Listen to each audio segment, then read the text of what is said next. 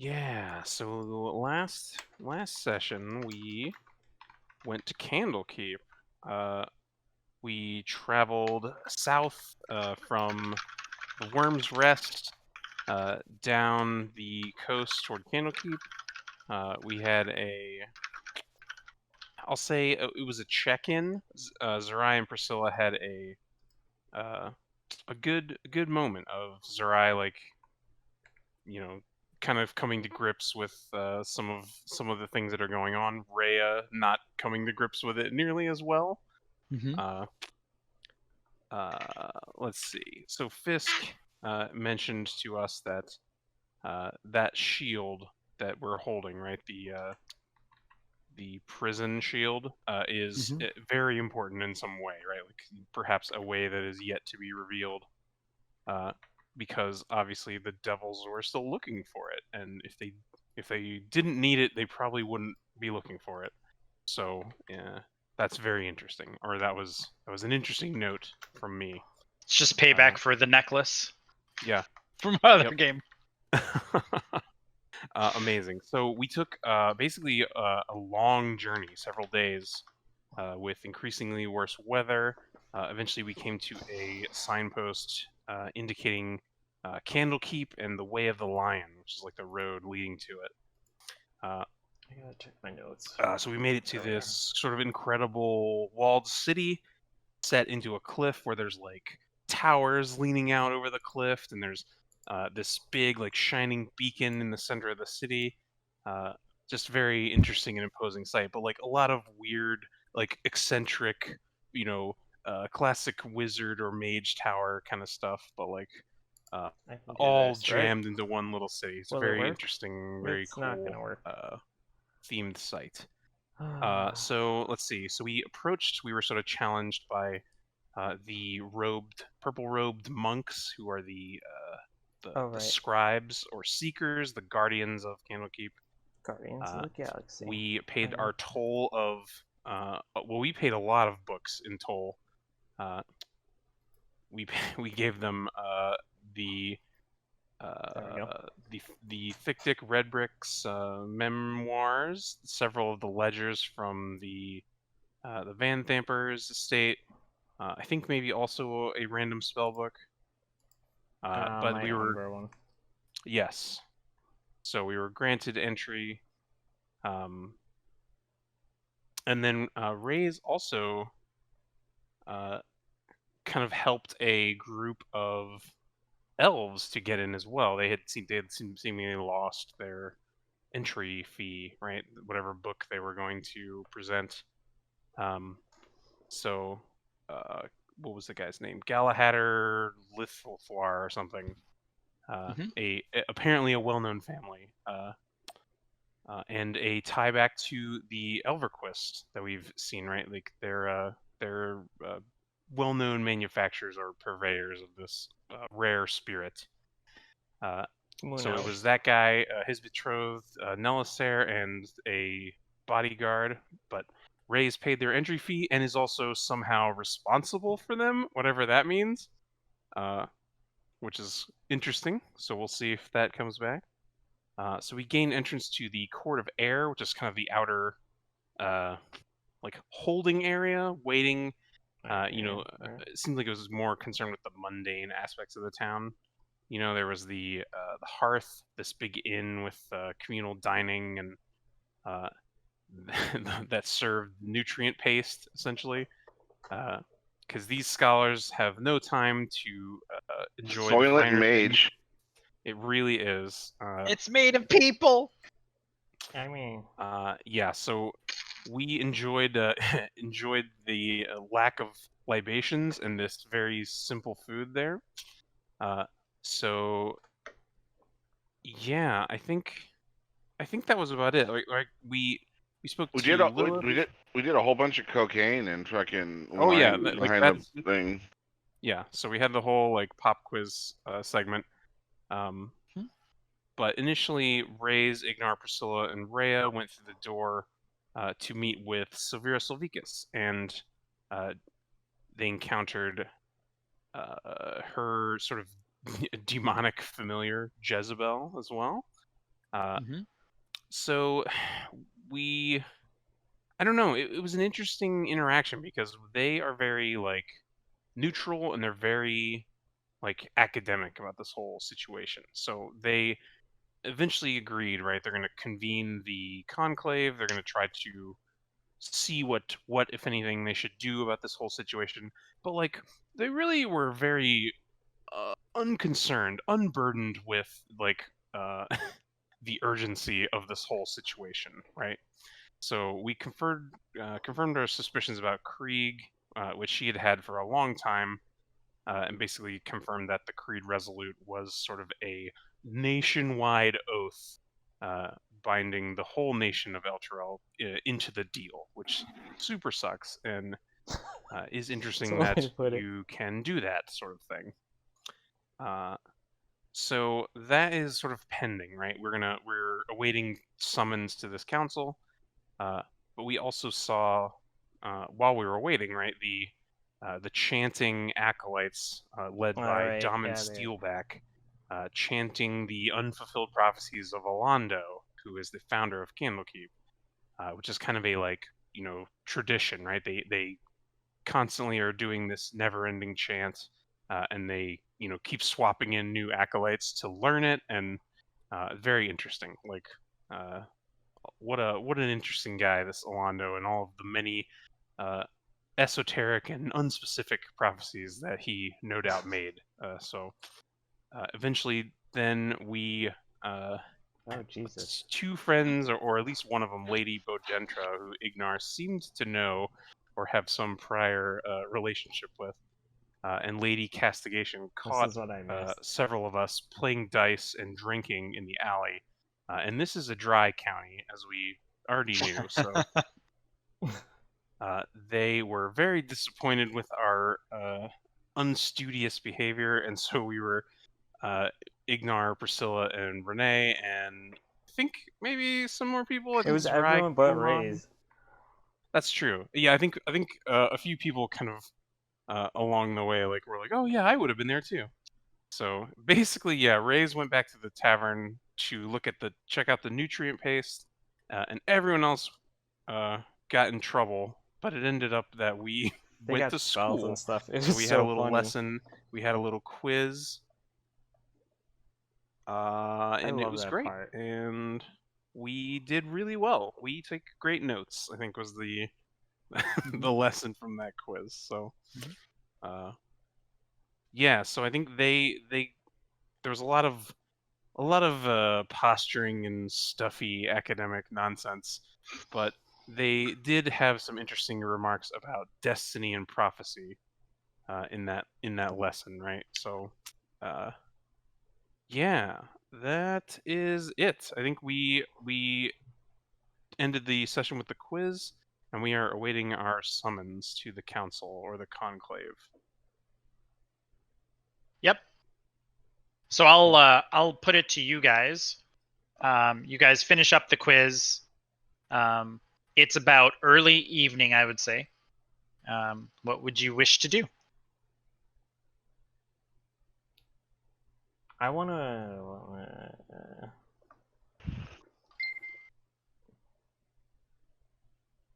I must be honest, I'm not excited about spending another evening in the earth, eating that pink slime squeezed from the hand. So, but then again, You just focus on the good flavors, not the bad ones. Like just don't focus on the people flavor. You'll be okay. I think perhaps getting into shenanigans this evening is not. I do not wish to take part in another lesson like that. So perhaps we keep our head down. I mean, are you sure? I could go for another pop quiz since I missed it. That's yes. I assume like we would come back to the heart. That's what you get for not partying with the cool kids. Yeah. So I just go in that alley and Please, pretend. you should have been there. No one would have enjoyed this moment more than you. But I'm sure whatever you were up to was even more delightful, more enlightening.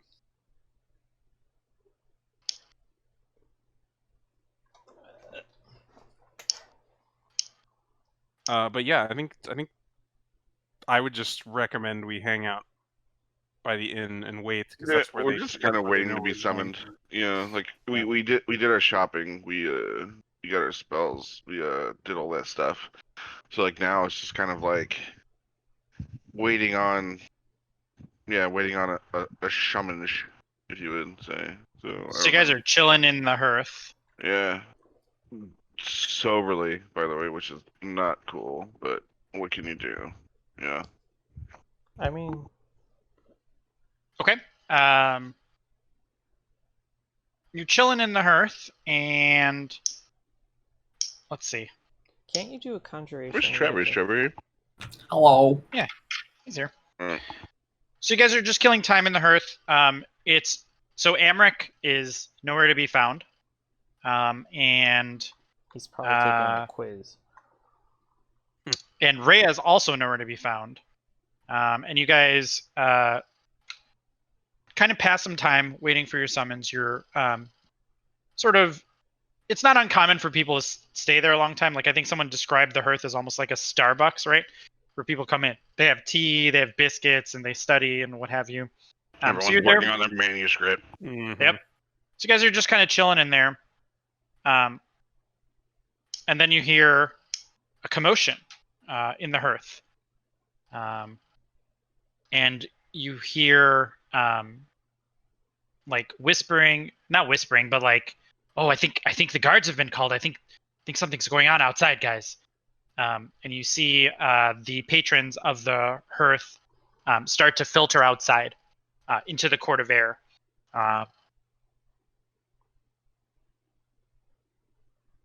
I'm nosy. I'm gonna follow some of them and I'd see what's say going on. it's Amric. 5 gold. It's Amric. That seems possible. It could be perhaps your elvish friends who you took responsibility for. Either This way. guy having friends? What are you talking about? So you guys walk out of the hearth, and there is a small crowd of people half circled around in the middle of the common area, like half circled from where the inn is. Most of them are inn goers. And you kind of push your way through them. They're a bunch of scholars, like no problem, right? You just like get out of my way. And in the center of the circle, you see a giant ogre. And in one hand, he's got Amric Vanthamper by the neck. And in the other hand, he's got one of the elves that Ray's had basically petitioned for. It's go time. And he's holding them against they're clearly trying to struggle faintly, but it's to no avail. And there's a group of avowed monks in purple robes that are kind of scurrying from the gate, and they're coming towards the ogre. And you watch as the monks come up and start to sort of get a lay of what's going on. And the ogre says, "Well, terribly sorry, my good lads, but yeah, I caught these 2 hooligans here, and they were trying to sell contraband materials within these great walls. Such a thing cannot be tolerated, I must say.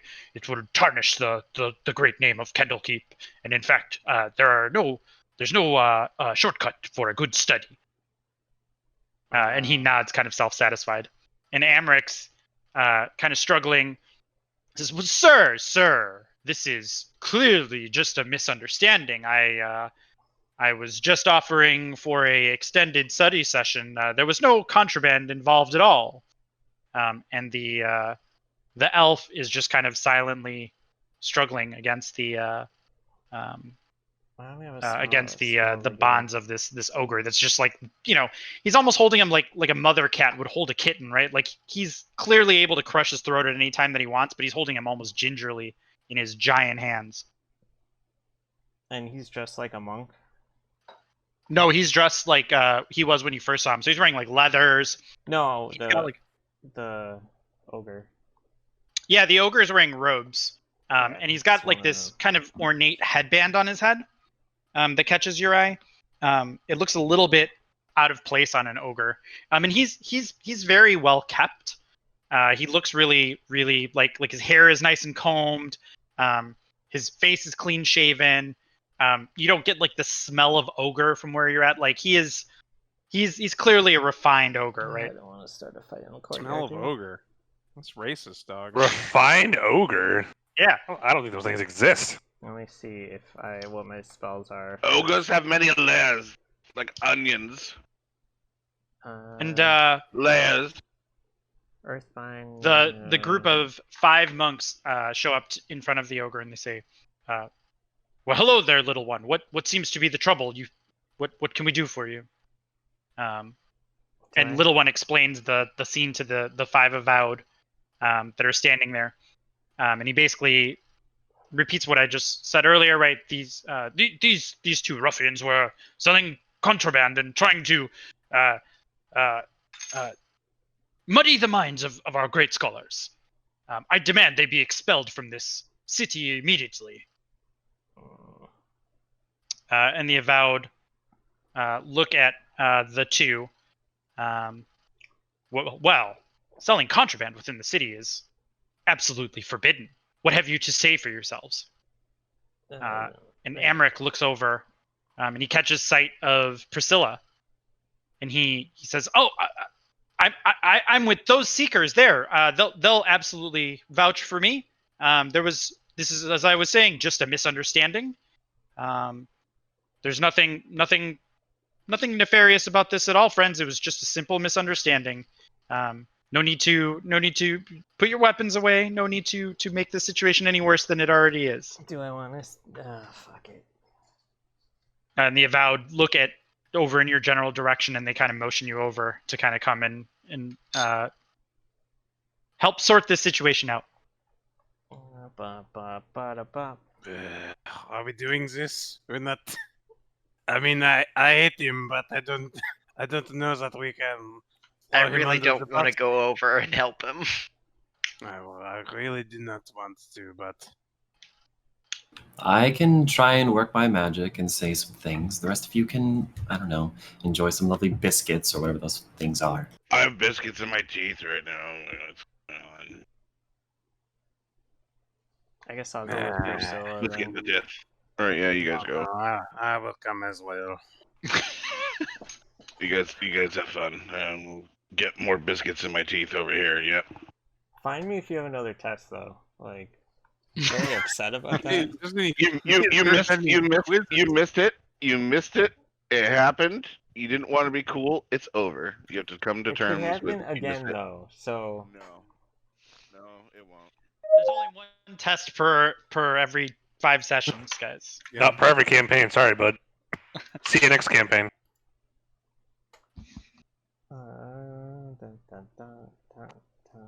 So Reyes, Priscilla, and Renee kind of bound up to the 5 avowed who are circled around, and the crowd starts to disperse at this point, right? They're like not interested anymore. They're like, "Oh, well, got studying to do. Like, better get back to it. This is, it's just some hooligans, whatever, stupid seekers." And so the avowed will look at you and they'll say, "Well, your friend here seems to be caught up in quite a terrible affairs here. He claims to know you. Do you know this gentleman?" Yes, I suppose some of us do. I know this individual, and I presume he was settling study techniques and all of that. The ogre nods, and the avowed are, still kind of listening, kind of learning details of the situation. And the ogre speaks. "Well, yes, indeed, he was selling some product that he called dust, but I believe it to be an amphetamine product that perhaps he's distilled of his own accord." And he goes off into sort of this academic-sounding description of long chemical chains that create amphetamines. And one of the avowed kind of cuts him off and says, "All right, little one, we understand. Perhaps we can hear from our friends here if there's anything that they can add to the situation. Perhaps they know more of this gentleman." Well, in entering into the city, had noted that I am a procurer, but my title was quickly changed in that I collect a lot of oils, and what he is holding in his pocket in the little baggies that he has is nothing more than just dried and solidified oils that assist with studying. So there's nothing I don't know malicious about it, or I don't know something to label it as contraband. It's just nothing more than something like peppermint to help you study. I think maybe we should do this the right way. Call their names. Oh, where is it? I forget the monks' names. So one of the monks is a young lady, and she says, "This is taking too long, and these outsiders never like to. They always like to talk pretty tales, and they're clearly uncouth." And she closes her eyes, and she focuses, and you feel a wave wash over you. And I'm going to need everybody to make a... You mean everybody? I'm not a part of this. Anyone who's there will need to make a charisma saving throw. I'm gonna DC cast, 15. I'm having soiling I'm gonna people right cast, now. Counterspell? You got counterspell? Good luck. You're going to counterspell? Yes. I can counterspell in the middle of a city full of mages. Like, what a genius idea. He wants to get taken to school. He's gonna get taken Let's to school. get thrown out. Let's get thrown out. It's going to be a different one. Yeah, as you start to open your mouth, the other avowed say, let's see, and I don't actually know how counterspell works. If it's third or lower, I don't think there's a roll. I think I just get it.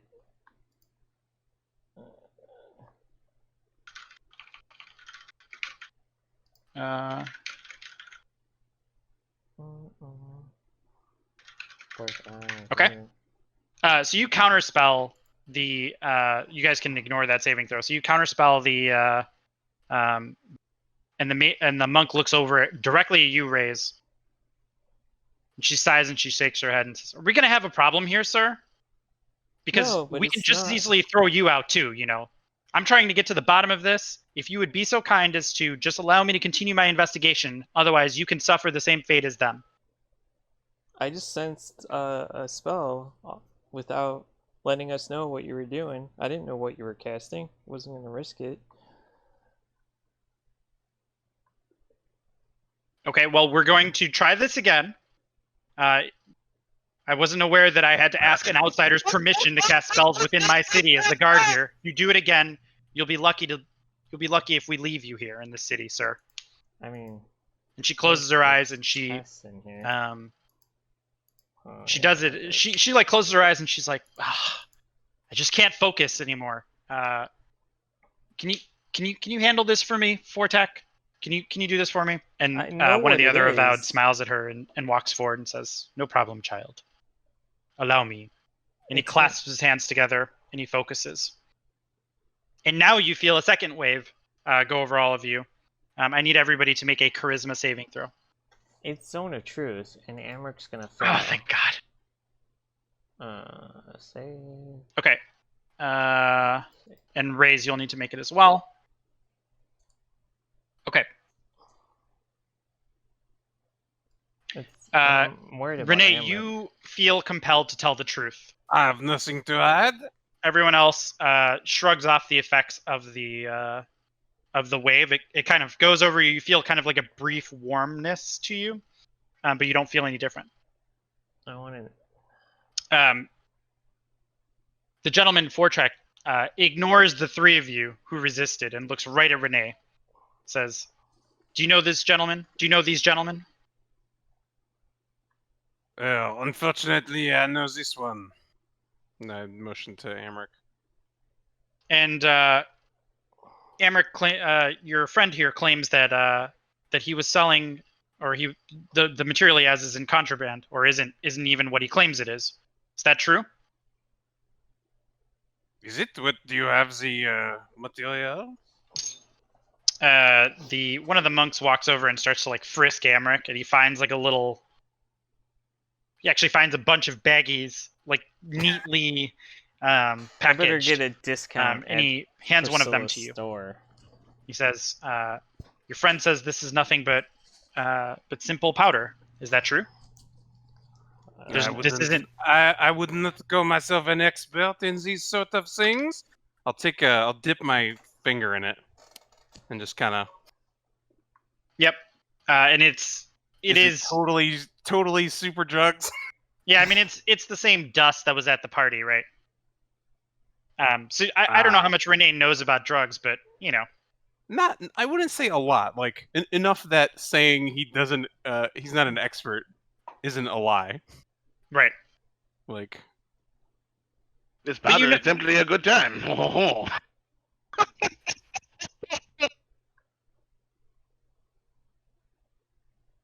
And as you're doing this 4-track, he's a dwarf, right? He's polite and respectful, and he looks at you and he says, "You know, I hate having to get caught up in all this, and I hate that we have to do this every time. So let's get this over with quickly. I don't mean anybody any harm, but we can't have bad apples in the city. You understand, of course. It's a place of respectable study, not an amusement park for the nose."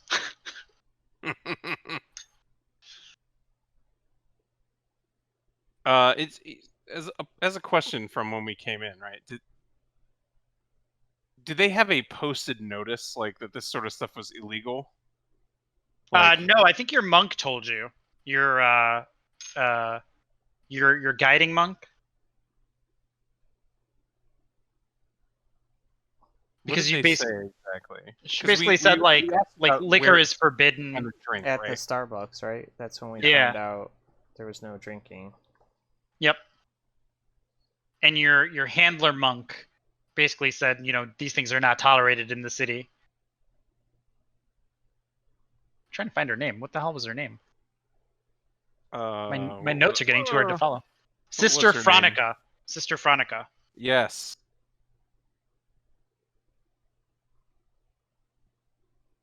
Who, as you notice, Sister Fronica is off on the side now, talking with 2 other avowed monks, basically saying, like, well, I told them that these substances, I told them that there was no drinking allowed in the city and that this was a place of study. It's new seekers bring their city ways to Candlekeep, and it's very unfortunate. Of course, and we have kept our drinking, I would say, to a minimum. Much less than normal. But if only we had known that this was also prohibited, perhaps we would have abided by your rules more fastidiously.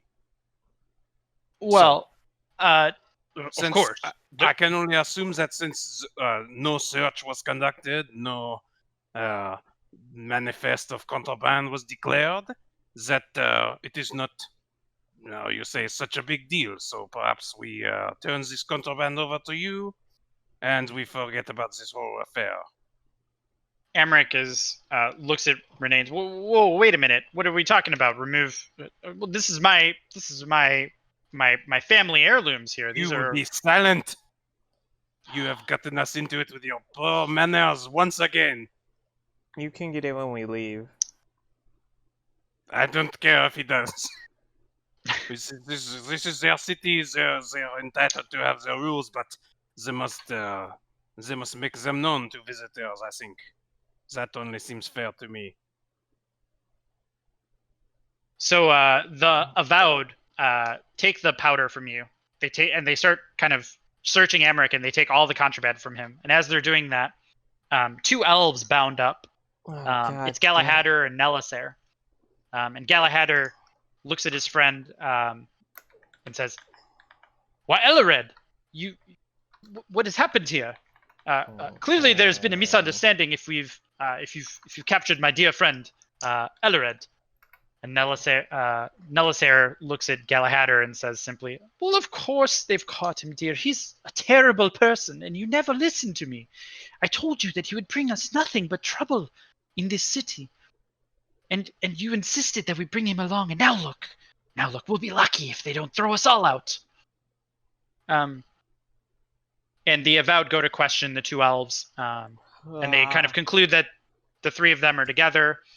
Nelisair is basically saying things like, trying to distance themselves from the imprisoned elf, whereas the male elf Galahad is vouching for him, basically saying he's a good guy. He got mixed up in some bad stuff. Clearly, it wasn't his fault. He's kind of got a bit of a drinking problem. Maybe he was just trying to. Maybe it's tough for him in the city. Just clearly a misunderstanding. And Elred, the elf, is completely silent throughout all this. Nelisair points over at Reyes and says, "Dear elf, Bladesinger, friend elf, I must apologize for this brutish intrusion onto your evening. Clearly, you will agree that we should expel this poor sod from this city and never have to deal with this again. Don't you agree? Shouldn't we just get rid of him? The city would be better for it, and to be honest, both Galahad and myself would be better off for it." I think that's a little harsh. If you made a mistake. I don't like... Well, then what would you propose we do? Have him work it off. There's got to be other punishments in the city other than throwing people out. I don't want them leaving. And at that point, a Dragonborn bounds up. And she walks up behind you and kind of stumbles over your leg a little bit, Reyes. And Renee, you recognize this person as one of the singers from the Chant of Alando. Okay. So she, like, and she's a red female dragonborn, and she's wearing the purple robes. And she sort of trips over Reyes' leg and kind of stands awkwardly in the center of the square, and she says, "Well, of course, I believe that in the great prophet Alando's words, that we must always forgive our friends." And she starts singing like specific words out of the Chant of Alando that the giant ogre kind of nods his head to and says, yes,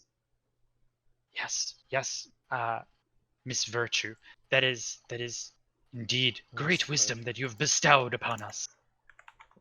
What would you say that we do with these? And Virtue says, well, when we have people that are misbehaved and aren't properly remembering their chants, we make them work twice as hard. And so perhaps we could do something like that. Perhaps I could take one of these and we could study the chants of Alando through the night. Indeed, it'd be so much fun, don't you think? I will take one of them or both of them, and we will our voices shall ring true through the evening with the divine wisdom of our savior Alando. And at this point, like, Amaric's looking at you, he's like, I would rather just be thrown out of the city if it's the same to you. This is definitely not for me, guys. And Elred is silent. I elbow Reyes a little bit. Are you sure you were not carrying some of this dust? Are you sure that a punishment of a night of intense study does not interest you? That's singing. That doesn't count. Well, And Galahad looks at Virtue and says, well, unfortunately, my friend Elred is a mute. He's unable to speak. And Virtue kind of tuts at him and says, not to worry at all. We have a lovely scroll where he can write all of the words, as we sing them, he can transcribe them. Nothing could be a greater honor than to scribe the great prophecies of Alando into this scroll. What say you, friends?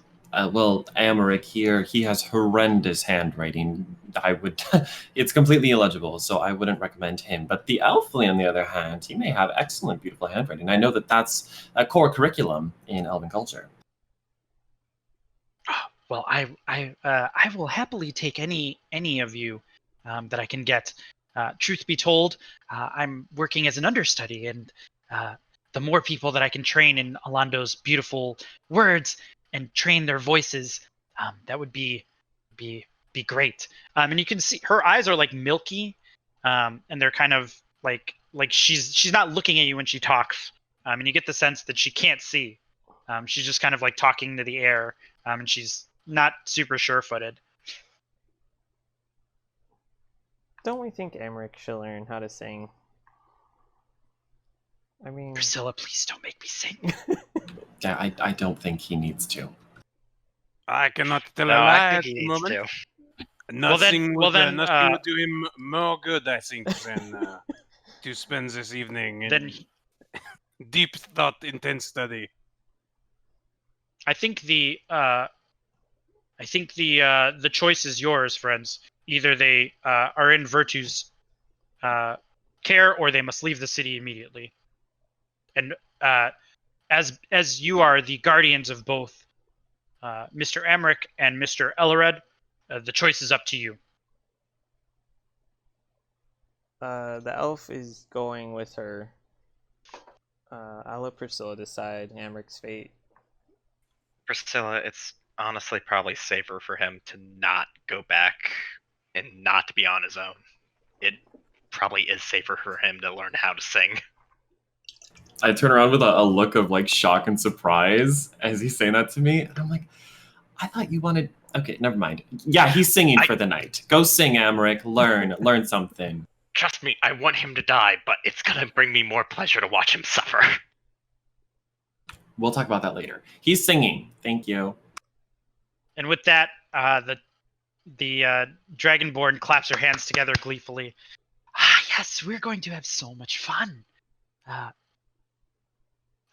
Master Fortrack, if you could help me bring these gentlemen to the temple, we can get started right away.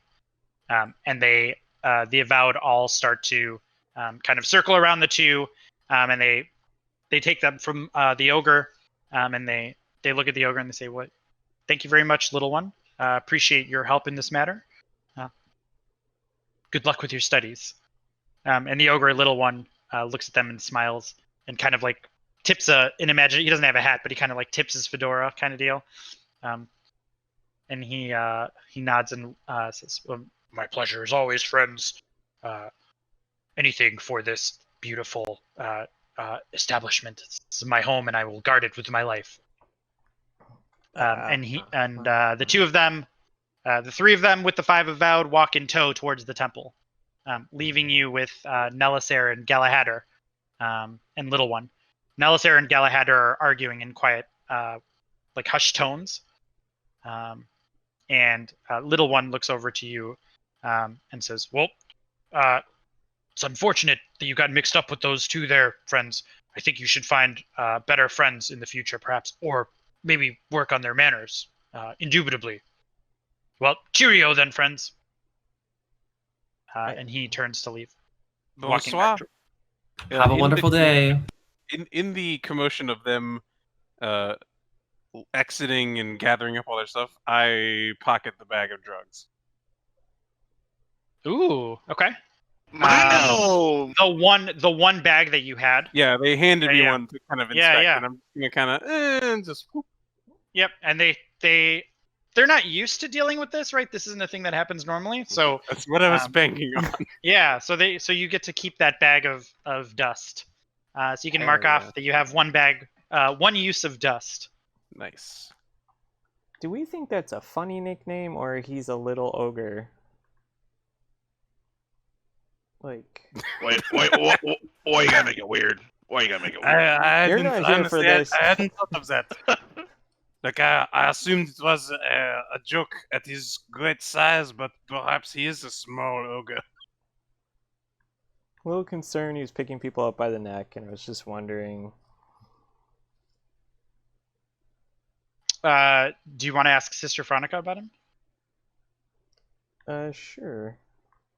Yeah, she basically tells you that's little one is like a beloved like staple of the court of air, and she says like apparently he was an ogre who once accidentally or he was kind of a brutish and cruel ogre, and he met a halfling adventurer, and he killed the halfling to steal his headband.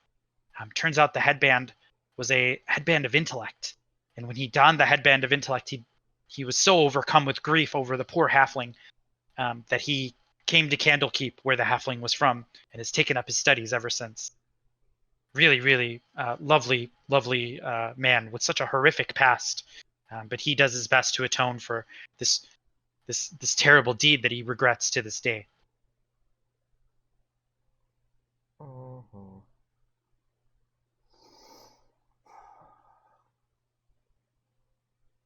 I want to go find Ignar.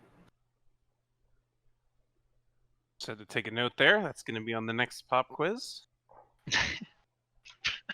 What is the halfling's name? What is Little One's origin story? Oh man. Wait, did you give the halfling's name? I sure didn't. That's why it's going to be the next question. Yeah, okay. I was gonna say, take good notes, and it. Yeah. Small round. All right. Ignar, while all this is going on, Philaster Fisk comes and finds you. And he, just before this, he says, the conclave, friend, the conclave is gathering tomorrow in the morning. So rest well tonight. Tomorrow we shall go and see the conclave first thing in the morning. Apologies for the time, but you understand preparations had to be made for the conclave to gather and so on. Yeah, wigs had to be donned, asses had to be powdered. Yep, it's fine. I totally understand. Yep, great. Let's go back to what I was doing. Very well then. I shall come for you in the morning. And he kind of takes off. He looks like he's very serious, like very, very in work mode, we'll say. Oh yeah, there's no doubt. These types. They got him running. Yeah. They got him running. Yep. Do the errands for us so we don't have to do anything ourselves. Got it. Yep. Got it. Right. Bum, bum, ba-da-bum, ba-da-bum. All right, just so what's kinda going sitting there on? I'm poking my face, or biscuit, or whatever.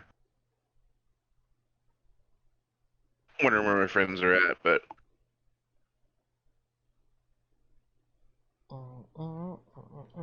So I think Priscilla comes and finds you. Yeah. Yeah, I mean, Alright. we probably just go back into the hearth, like Yeah. nothing else to do out here. Yeah. as they So they show come. as they show up, the first thing I ask them is like, "Did the elf make it weird?" Yeah, of course. I plop down next to Ignar and I put my head back and I say, I fucking hate this place so much. Now I understand why you left. Yeah. Tried to tell all of you this place sucks. Oh my god, I never realized that the scholarly type were so fucking annoying. Sorry, Raze, but honestly, everyone here is so stuck up and they never want to drink, they never want to have fun, they never want to do anything. They just, I'm gonna go study. Hate Raze Yeah. is this. shocked that you said sorry after like trash talking wizards. That hasn't happened in the group yet, and it's like progress. I'm not sorry at all. I know what I'm in for. Yeah. When I look at him, I was like, "Quit making it weird." Dry to shake his head, just go. This is why you can't trust magic users to ever want to do anything to help anybody. Says the person that talks to a magic shield.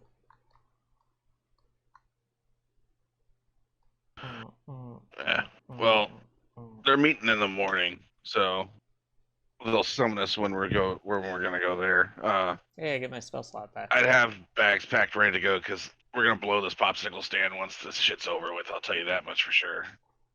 No ideals about spending any further time here than I need to, especially with my two old headmistresses lingering about. I can't take any more switches. So, but yeah.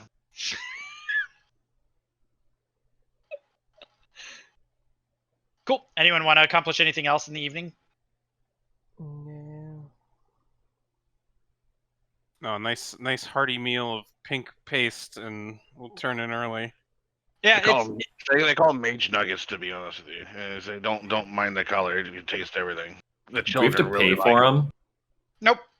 So they fuck feed no. everybody as part of your. So once you're admitted into Candlekeep, like your lodging and your food is free.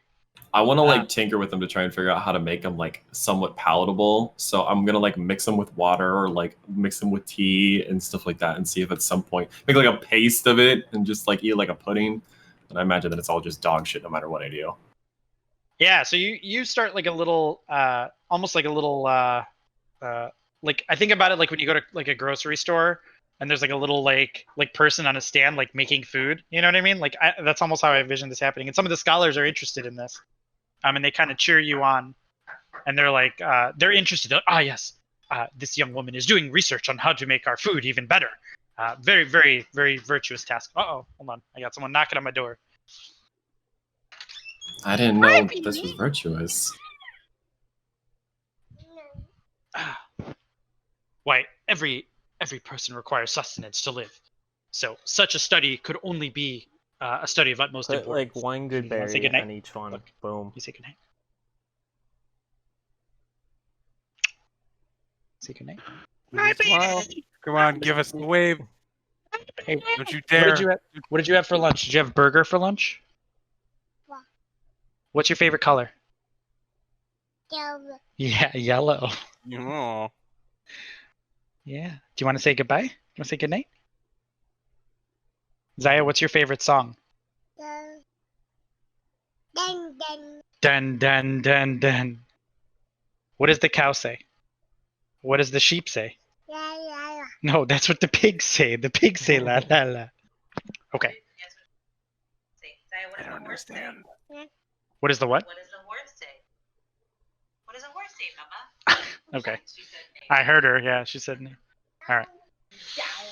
All right. So the scholars are interested in your pursuit of study on the food. But unfortunately, actually, why don't you give me a kind of role would this be? I don't even know. I guess an intelligence roll of some kind. Yeah, what is cooking? Survival or medicine or Yeah. something like that? Yeah. Yeah, give me a roll of whatever skill you would like to use, and we'll talk about why that skill was relevant. Maybe Let's go- nature. Let's or, do a survival. Yep. Oh, that's pretty Damn. good. You managed to deal with the taste, but the texture is still horrible. Like you can kind of like add like some oils and things to it after the fact, and you kind of mask the taste. But try as you might, like with that one sort of, I mean, you're not working with a lot here, right? You're not able to deal with the texture at all, and that still kind of kills it for you. It's still really, really horrible. But you do manage to get a couple mages interested in buying some of your oils, and you make 10 gold as a result. Hell yeah! We have Priscilla invent a dipping sauce for this. Yeah, that's basically what it is, right? Like, you just made some sauce for the tendies. Congratulations. Dude, I'm so excited. All right, session complete. I'm good. All right. Anything else in the evening, guys? Yes. Go for it. Zariah's gonna go look for Rhea, and he's gonna ask Ignar to help him. What? The little one? Or okay, where did she go? I don't know. I haven't seen her since this afternoon. She wasn't in a good source, Broham. I'll tell you that right now. Which is exactly why we can't leave her by herself, because last thing we need is more trouble in this stupid city. Okay. You know this place better than I. So where do you think that she would go? She's not exactly like the entertainment type. Is there any kind of like temples or anything around here? Well, she wouldn't be in the inner city. I'll tell you that much right now. They wouldn't let her in by herself. So she'd be somewhere around here in the Court of Air. She's either gonna be in the barracks, Not the stables, I don't think. But she could be. might be in the Maybe stables. or maybe the granary tower. She wanted to be alone somewhere. I don't know. But like, she didn't seem like she wanted to be around people. So yeah, my guess would either be like stables to be around the animals, or she's back, sleeping, being by herself in the barracks in some dark corner. Be my two guesses. But she wouldn't be in the inner city by her lonesome. The keepers would never let her through for non-official business. If you guys, so where'd you say she might be? Temple. Barracks or stables, probably. Maybe the granary tower. Just Okay. to hang out by her lonesome. One of you give me an investigation check as you guys go look for her.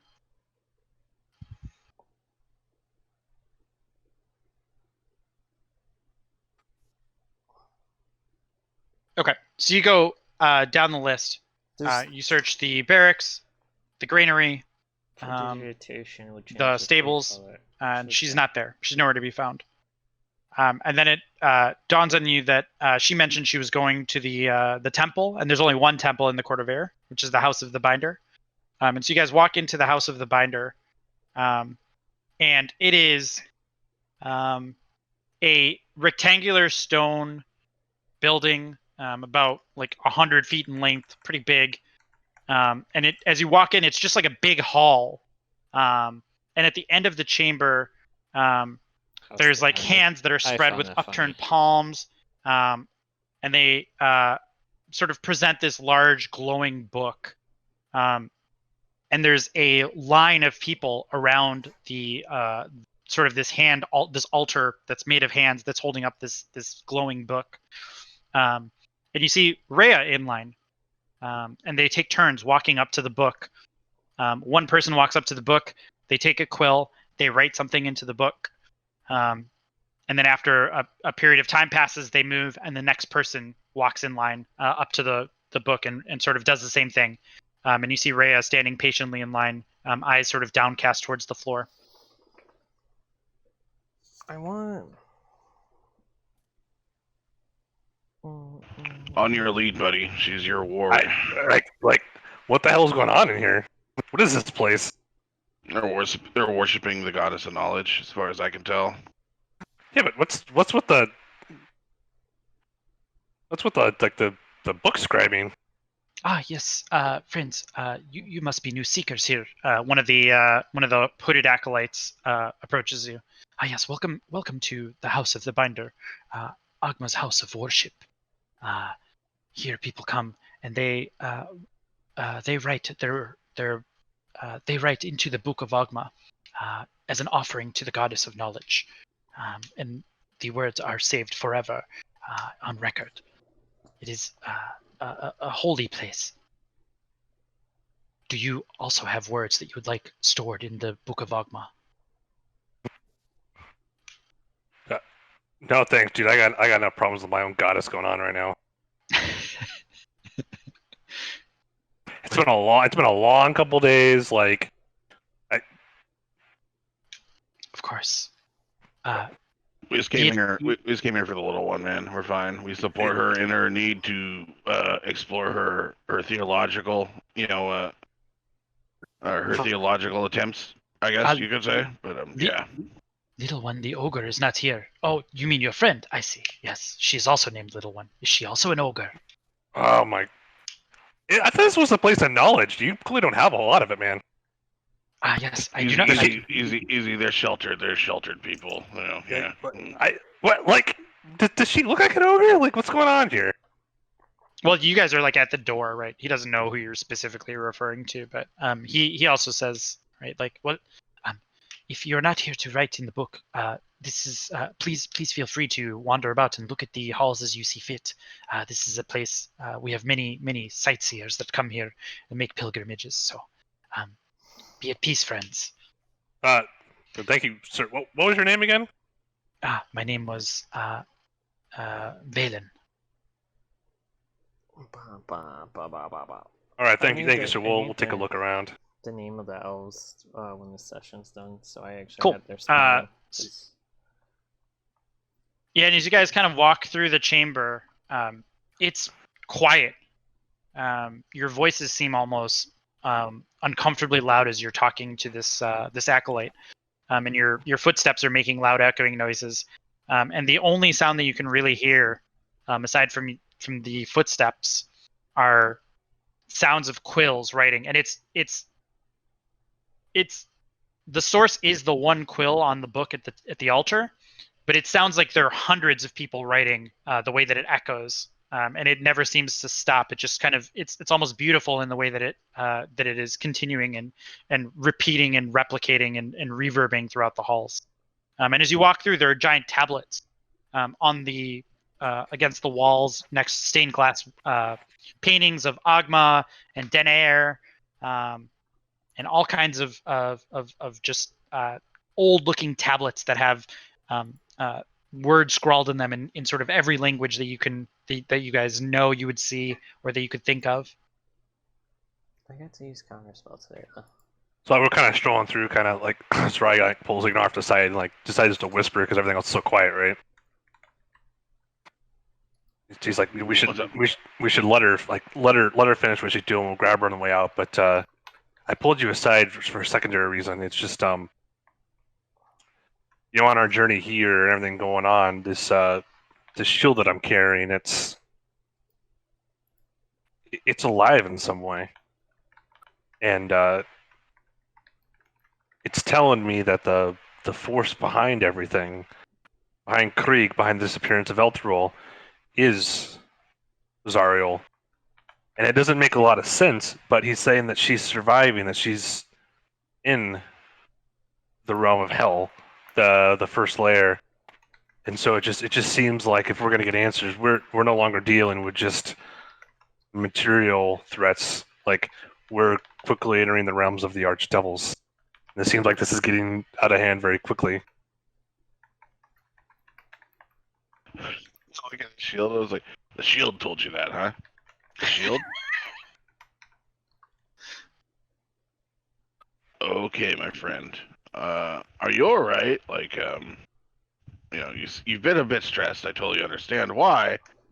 You know what that means, but the shield told you that? Like, does your shield have a name? Perhaps? I don't know. He calls himself the Hidden Lord. I mean, surely this isn't the first time, like, that, like, in your studies that you've come across, like, animate objects, right? Like, I'm no magic user myself, but I can't rule it out that there could be powerful magics that could trap souls into objects, right? Yeah, sure, my friend. But yeah, no, we're definitely going off the map, and there be monsters and demons where we're going. Are you sure you're cool with the fact that the shield is telling you that your matron lady is in hell as a devil or whatnot? What you're saying? Like, Yes.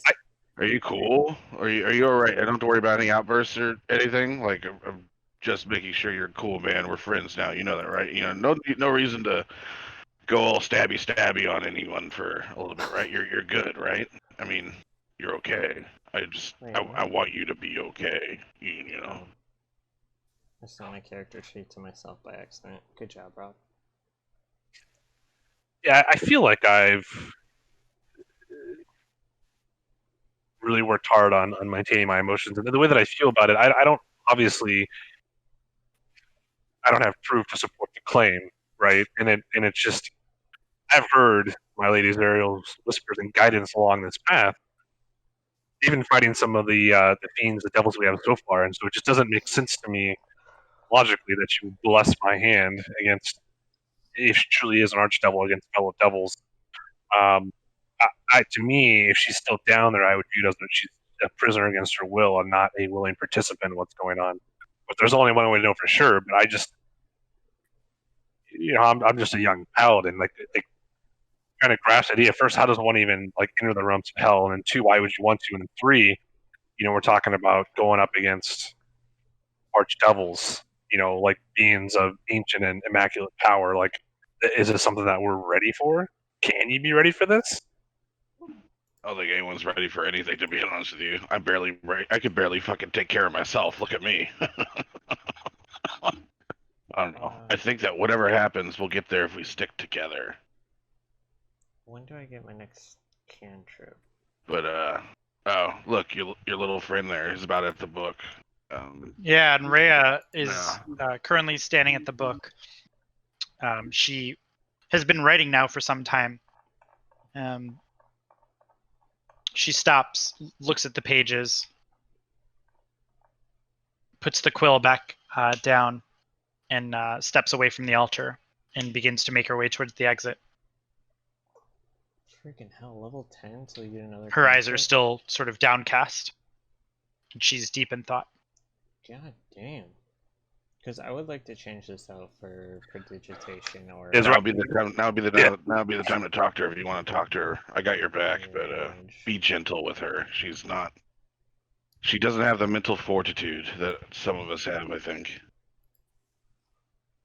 Yeah, I don't think this is the time to talk. I just want to get her and get her back. So let's just quietly guide her back to the tavern. Like Ryan would catch up to her towards the entrance and just kind of let her know that he's there, but kind of like a reassuring like glance at her and just like silently say like, no words need to be spoken. Hopefully, kind of do what you did here, but then you kind of just finally kind of just say, ready to head back. Yeah, I'll give you guys the nod, and I'll stay on the other side. And while I do that, I'll sit there and I'll just kind of be plucking along on my lute, just doing nervous energy stuff with my hands, but making music that's calming or whatever. Nothing really needs to be said at this point, I think. So we'll just kind of walk with her and and she'll bring her back with us. But, as you guys are walking back, she'll kind of look at you, Ignar, and she'll say, "Back there, we could have. I was hoping they would have opened the box, but I guess we'll have to wait longer to get our answers." Does she have the box? I think Ray's has the box. Yep. Kept it on the weird elf. That's fine. Yeah. It'll be fine. All answers will be revealed in good time when they should be meant to be revealed. I mean, it's the destiny of everything, right? And I kind of giggle to myself and I just keep playing my song. Here's some tunes for you, my lady. Try not to worry about it. And for God's sakes, eat something and sleep well tonight. Who knows when we'll get another chance at it. Zerai, what I'm almost more afraid of what the contents of the box are now than before. My faith in Krieg has been shaken. Do you think it's possible that he is as bad as everyone says? 100% he's bad. I just kind of like looked at her like for a moment, like you can see he's kind of carefully contemplating his words, knowing like the delicate state that she's in.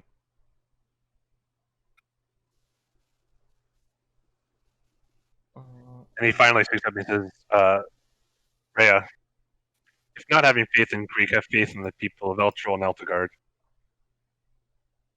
Have faith in our traditions, have faith in the Hell Riders.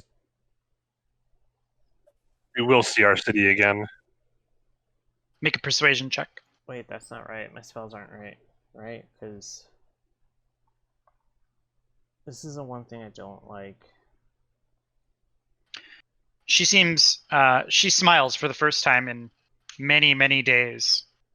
And you can see that some of the weight that she'd been carrying kind of visibly lifts from her shoulders.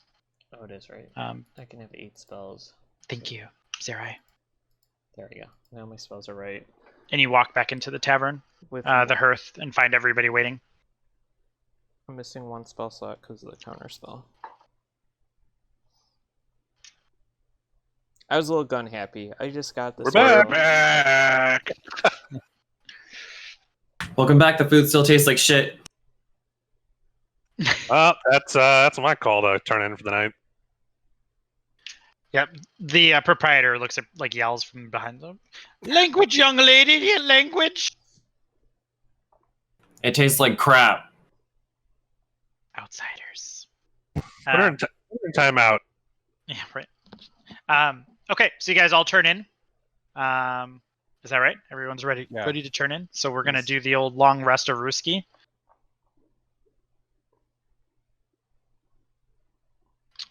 I can counter spell again. And bright and early in the morning, Philaster Fisk comes and sort of grabs you all as you assemble. You've basically just arrived for breakfast, which is still more of those biscuits with a different, like it's with breakfast tea instead of whatever other tea would be. And it's a half portion of biscuit instead of a full portion. It's terrible. Like, it's so bad. Priscilla's dipping sauce helps a little bit, but it's maybe more on the savory side because she made it for dinner, so it doesn't quite fit, but it's a little bit better. But in general, you had a comfortable day, right? You had a comfortable evening, and your morning is, despite the fact that it's a bunch of a bunch of scholars, it's pleasant. Amric also meets you, and Amric has not slept. He's been up all night, and he's just like, these goddamn scholars. They had me up all night singing do re mi, do re that, do re this. Priscilla, I tell you, it was the most challenging thing I've ever done in my life. And I can't get these words out of my head. These stupid prophecies. I would be sympathetic, but you're the one that did get caught after all. I mean, if you're going to do shady shit, you have to keep it on the down low. I thought I had a sure thing with this elf. That elf was a total lush. He looked like I was doing him a favor, let me tell you. Well, I don't think many of these people are cultured in the substances that you sell, so I think any of them are going to be a little bit frisky when you hand them the stuff. I just need some coffee. And he'll wander off and get some coffee. Which they don't have, by the way. They just have tea. Are we sure that caffeine is not also banned? That's correct. Caffeine is also banned. So they just have tea. I just want to point out that we thought we were going to hell. We don't actually be there. Yeah, this is worse. Yeah. Candlekeep is the real hell. Yeah. I'm just rhythmically kind of banging my forehead against the table at this point. I'll join you to make a song. We'll do some of the endless prophecies together. I feel like Ignar is just like in a constant state of I fucking told you so. Like, I told you so. Yeah. Why did we ever leave our tavern? Right. Yeah. I look the picture like the people are just chanting outside constantly, and they're just banging their heads in rhythm with the chant. Yeah. There's definitely the Gregorian chant of Alando going on in the back, and it is just a drone, like an unlistenable drone at this point. Like, it was pleasant when you guys first came in, right? But after 12, 18 hours, it went on the whole night, by the way, and it was almost like a noisemaker, the worst ASMR I've ever listened to in my life. The worst white noise box you could ever hope for. Do you think these biscuits can also work as earplugs?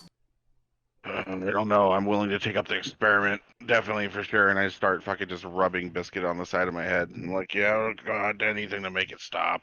It's the same texture as styrofoam, so it surprisingly works. Oh hell yeah! It's spongy. Philaster Fisk comes and finds you guys as you're stuffing your ears full of this stuff. And he says, "Friends, the crisis conclave has been gathered. So if you're ready, perhaps we can go meet them now. I've received permission to bring all of you today." Perfect. Quicker the better. Sooner we can get out of this place and be on our way. Not one moment in the cities, then we must spend here. Brian's already walking toward the door. Yeah, like. I'm out here. Post haste, let's go. Yeah, so you guys walk out through the Court of Air, through the Emerald Door. As you're walking through the Emerald Door, you do notice the three elves sort of out in the Court of Air, and they're having, again, like a little bit of an argument. But Philaster Fisk just kind of like ushers you through. You walk through the inner court here, and you walk up to the Great Keep in the center, Exaltation, and you can see all the amazing sights, like the winding towers and all the secret passages and the connectedness of each of the towers that kind of pull together. And it's sort of like a beautiful mess. As you walk into Exaltation, there's rows and rows of acolytes and guards and scholars. Clearly a very, very well-guarded place and a place of great import. Philaster Fisk leads you expertly through the giant hall, past the receptionist who's kind of checking people in and guiding them to where to go. There's like an information desk, and he starts leading you up.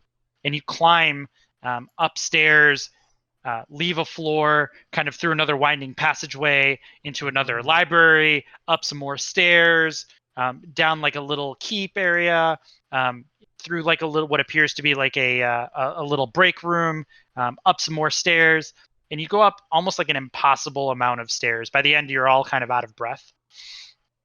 And you guys find yourselves outside of a pair of double doors, and standing outside of them is Silvira Savicus with Jezebel on her shoulder. And she smiles as she greets you. Oh, well, welcome, my friends. The Crisis Conclave has been assembled, so if you're ready, let's go on inside. Philaster, you've done well, friend. You've done well. You can. That'll be all for today. Go fuck off, Laster. And Philaster nods and just silently walks off. Well, shall we head in? Sure, why not? Let's go. Sooner we get this over with, the better. Yeah, go in. Okay, so you walk into this sort of like lovely, immaculately decorated room with glowing chandeliers, and at the end there's sort of this glowing circle there's a glowing circle in the center of the room, and around this circle are various implements of sitting, like really nice looking chairs, and there are 5, 6, 7, 8 with Silvira, sort of different looking people that are sitting down. Let's see there. So there's a elderly female dwarf that's wearing a red cassock. There's a female elf in a purple cowl, a gnome that's also wearing a red cassock.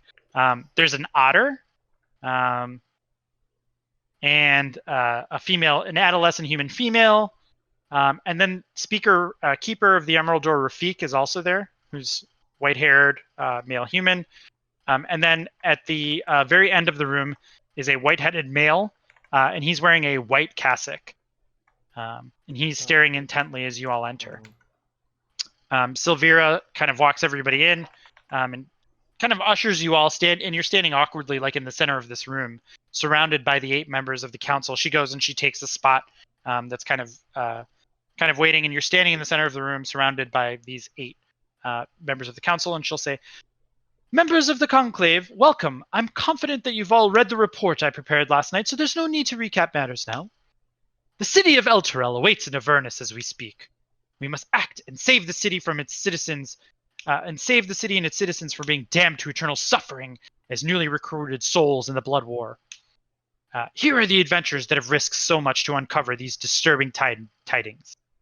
Please question them as you wish." And they all kind of look at you expectantly. Well, the white-haired gentleman at the end says, "What is it? Why have you come to this city? What has brought you here? What can we do to aid your quest?" We come seeking magical knowledge and aid to put right the wrongs that we have witnessed.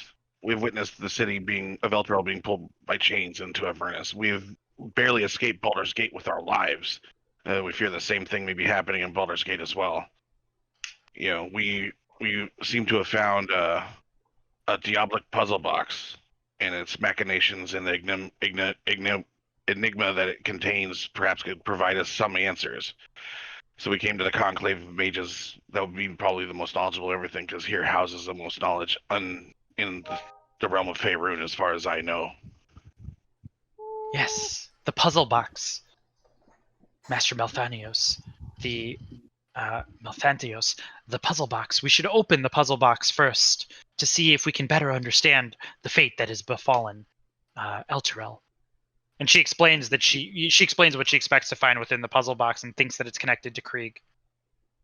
Yeah, but like, I asked us like, what exactly is this puzzle box that, what's so important about it? What is this puzzle box? Why is this so important? We understand its importance, to a point, but we don't understand the enigma or whatever that could be the thing of it. Catch us up on what you know as well, please. Silvira? Well, I believe that the puzzle box contains the original contract that Thavius Krieg made with the devils.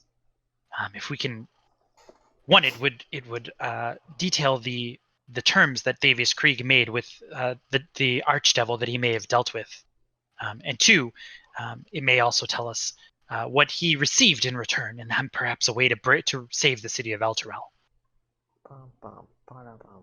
That's why I sent Velastor Fisk after this box in the first place. And now that we are in the presence of the Crisis Conclave, I think this would be an opportune time to open the box and inspect it with more scholarly eyes. Would you not agree? I mean, it was our idea. Snapped my fingers at Ray's and was like, might as well see it. This is as good as it's gonna get. I hand the puzzle box to the female wizard, the elf. So she opens, she takes the puzzle box from you, and she takes like a little vial of liquid from within her robe, and she holds the puzzle box in her hand, and it sort of lifts up into the air, and she takes the vial, she uncorks it, and it's got this bluish like thick liquid that she pours into the grooves of this puzzle box. And it starts to fill in, and the puzzle box starts to slowly, turn and twist, and suddenly it clicks open.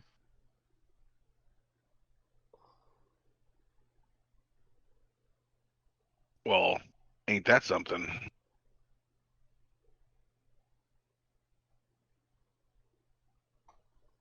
And within the puzzle box are these 3-inch metal plates that kind of fold up, and they unveil, and they're standing they're sort of sitting in the center of the room, and the Silvera reads them out loud, and this is what it says. I'm copying that. Hold on. I don't know if Be it known to all that I, Thavius Krieg, High Overseer of Elturel, have sworn to my master Zariel, Lord of Avernus, to keep the agreements contained in this oath. I hereby submit to Zariel in all matters and for all time. I will place her above all creatures, living and dead. I will obey her all my days and beyond with fear and servility. I recognize the dispensation of the device called the Solar Insidiator, hereafter called the Companion. In my capacity as High Overseer of Elturel and its vassal territories, I acknowledge that all lands falling under the light of the Companion are forfeit to Zariel. All persons bound by oath to defend Elturel are also considered forfeit. I further recognize that this dispensation will last 50 years, after which the Companion will return whence it came, taking Elturel and its oath-bound defenders with it, if that is Zariel's wish. All this is my everlasting pledge.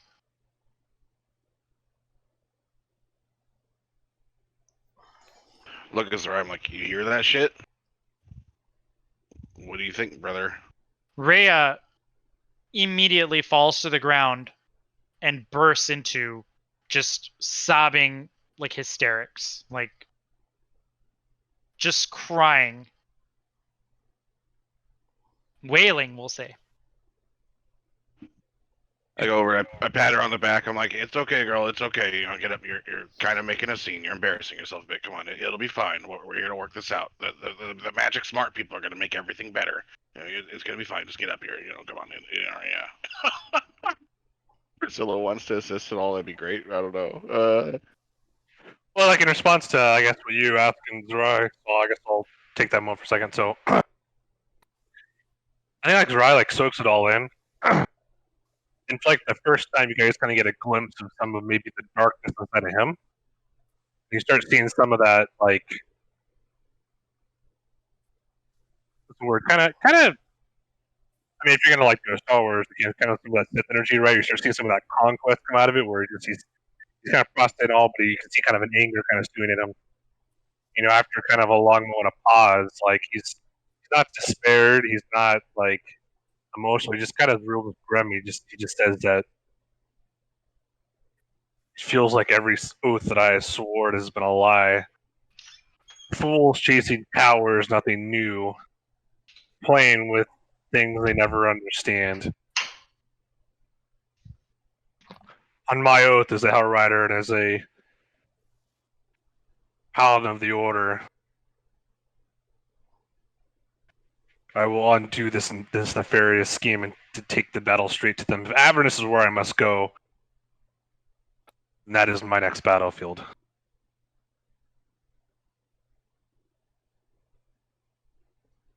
Why would they make a holy city for 50 years as a lie? Like, And Silvira, she's reading this, and she seems like actually, she has sort of, she looks at Ray and she seems a little, she's like, when she opens the puzzle box and read this, she's like kind of jubilant a little bit, right? It's confirmed her suspicions that she's had for so long. But seeing Rhea, her smile quickly fades, and she realizes sort of the human impact of you know. At first, it was almost like she solved like an like a math equation, and then she realizes that, well, there's this woman here that's breaking down in front of me. Well, the bigger question I have is, I mean, obviously Ray and Zero both, Zerai, excuse me, swore that oath, and now like considered forfeit. So like, are our souls pledged? Obviously, our souls are pledged to this. Rhea Rhea stands up, and she had her face buried in Ignar's shoulder. Zariel wants my soul. She's welcome to try to take it. And Silvira says, yes, I'm sorry, child, but who knows why Thavius Krieg would have agreed to such a deal.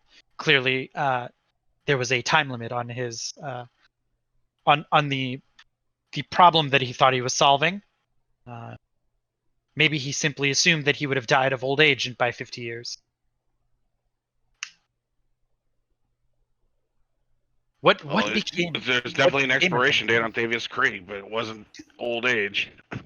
I just shrug. Look at the group. Is the shield react at all to like Zerai's speech? The shield doesn't react, but do you pull it out? Do you talk to it? Well, I mean, I have it, so it would have heard me say that I want to go to Avernus. Is that what it wants?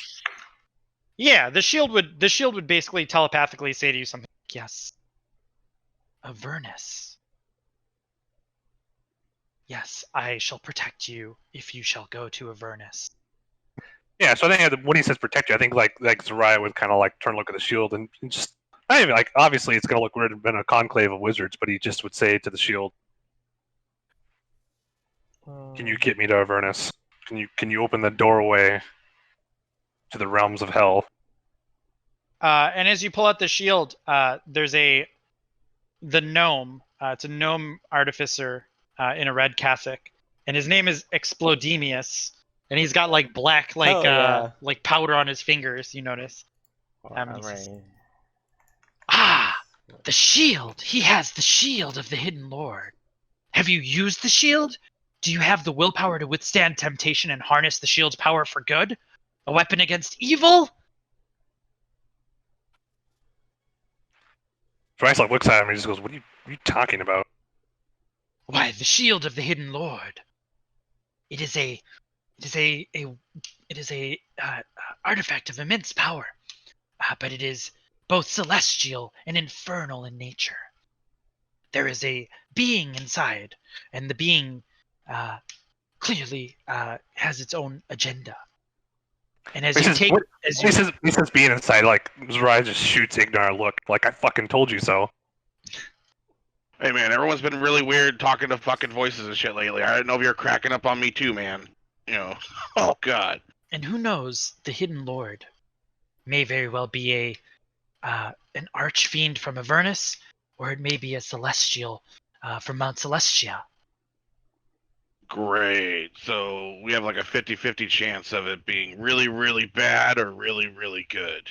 Well, the chance doesn't exist, for the being is already of one or the other. It is not no longer up for determination, you see. But I suppose if we don't know, then yes, I guess that's true.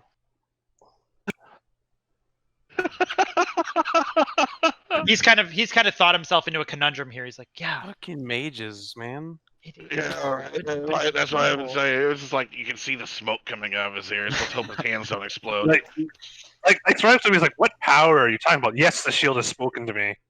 The shield has told me that it will guide me, protect me in Avernus. Like, that is where I must go. What power do you think that this shield has?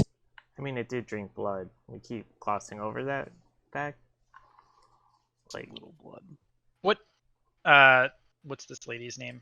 Sarah Sriel, the Gate Warden of Candlekeep, a female elf that's dressed in a purple cowl, looks at Raze and she says, Sir Bladesinger, you say the shield drank blood? What do you mean? The cultists were doing during the ritual. The shield was pulling in the blood from the corpses. Why? That is most distressing. That's what I said. What was her name again? Sarah Seal? What that? Sarah Sriel. Hey, Sarah Sriel. that was close. I don't know how to pronounce it. Here, I'll write it for you. There we go. Thank God. And there's the elderly female dwarf pipes up and she says, I told you all that there was doom coming. I told you, and now you hear, now you listen to Middleby. Middleby says there'll be evil doings coming. And you can see the otter say, oh, geez, shut your trap, you old hag. You always think there's something doom and gloom happening. It just so happens that the one time that something happens, you're right. But you've been saying this for 50 years. Everything 50 years. What's that? Coincidence? Everything's 50 years, right? I don't know. That was just the number that came to mind. And the otter is Traxagor. This is what he looks like. He's a little cutie. Oh, he's a red mage. I like it. Yeah. Yeah, he's a little cutie. It's right. Like, let's go around. He's just like shaking his head because like he's just uncomfortable on magic users. He just doesn't understand what's going on. He's just like, I just need to be pointed. Like, my next path is Avernus. I won't abandon my city. And Milby looks at you and she says, you believe you can stop the Nine Hells? Nonsense! You're no hero! We're doomed without true allies! Have you heard of Artis Simber or Driss Suarden? We need them, not you!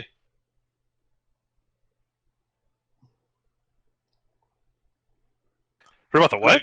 Agree. You definitely need some heroes here. Not us. So you guys should contact them. We brought you the things that you need, I believe. Yeah. I just wanted to get drunk and go on a boat ride, and look where I'm at now. Yeah, world's ending. Yeah, everything's bad. Everything's really bad. Priscilla just wanted to sell some fucking oils. I mean, we are not equipped to deal with this threat. I don't think. I don't know. Yeah. Jing Fei, she looks up at you. She's an adolescent female human in a red casket, and she says, "What happened in Baldur's Gate? Are you sure that there's no longer a threat in Baldur's Gate, or what transpired there? We know of the fate of Elturel, but what of the gate?" Oh, there's numerous threats in Baldur's Gate. There's definitely numerous, not just one. There's numerous threats. They're flying around at night and like fighting people. That's the reason we came here for help. I also bring up what happened at my familiar during the blood moon that was replaced by a devil to the mages. Your familiar was crossed with the devil's soul? And they Yes. all seem interested by this. Can you show me? Yeah, just bring Can you bring summon out, it? Yeah, bring out the little piece Yep. of shit. Here's your tank. I'm ready to there you go. waterboard him. I've been waiting days for this. I summon Kip Kip. Yeah, you summon Pip Kip, and it's the same like flame searing like thing in your brain. Like usually it's just a simple thought to summon your familiar, but it physically hurts and it feels like hot fire. Just want my cat and- back. I look over at Renee. It's like, I love this part. And your cat does appear, but it's got red horns and it's got red eyes and it's radiating heat, and Pip-Kip's voice comes out of it, and it says, "Hey, what's going on here? What's where am I? Oh no, not you guys again!" This keeps happening. I whisper over to Ignar, "Can I kill it again if it acts up?" You have my full support to do whatever you want to do to that piece of shit. I tell Kip to sit here and answer the mage's questions. And he does. He sits patiently, and he seems confused by this. Why am I listening to you? All right, I guess I'll sit here. And the mages will go in turn and kind of. It'll be mostly Silvira who questions Pip-Kip, and Melthanios will say, like, Silvira, you are the expert of the extraplanar travel, and notwithstanding your familiar friend, this may be something that you are familiar with. Hey. And Silvira will nod and kind of walk around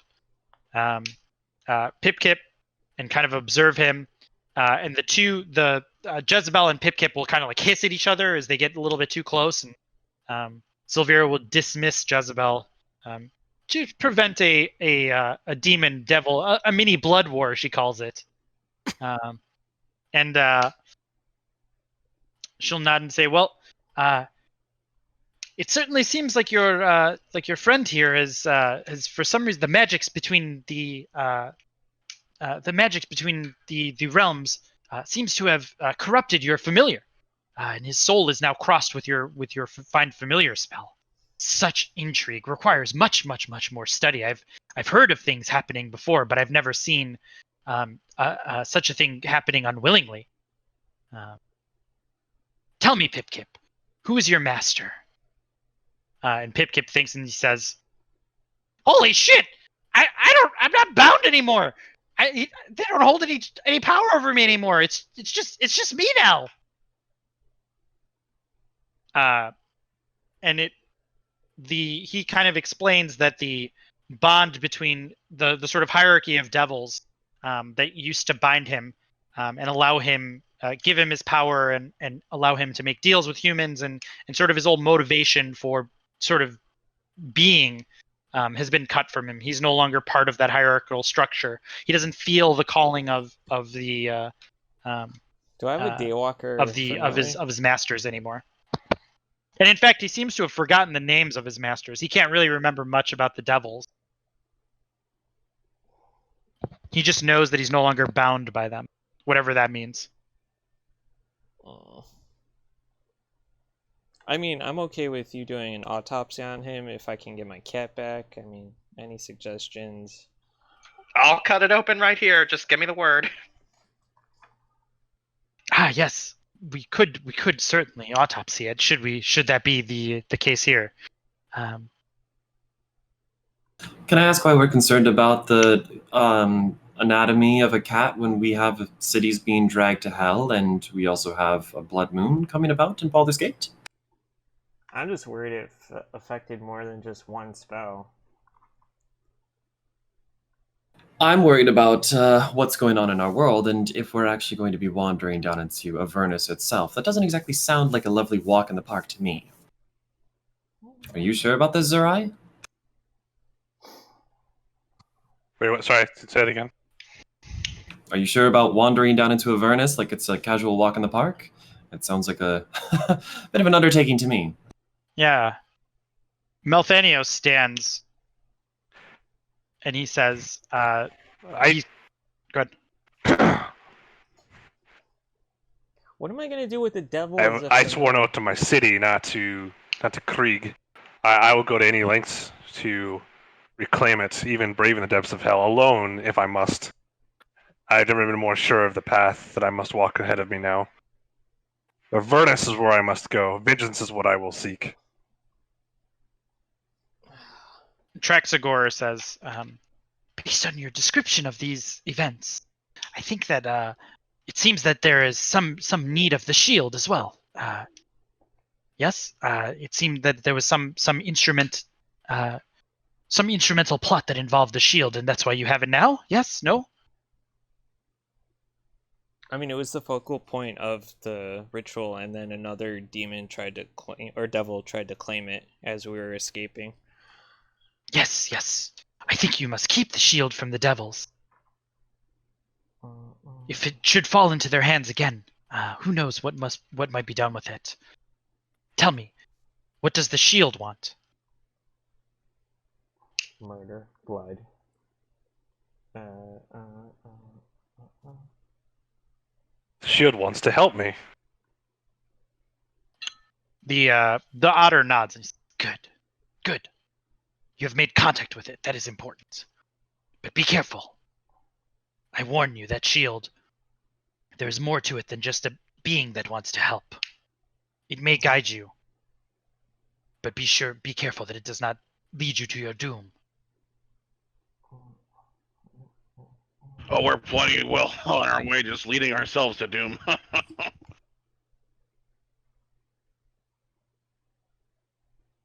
The first reader stands up.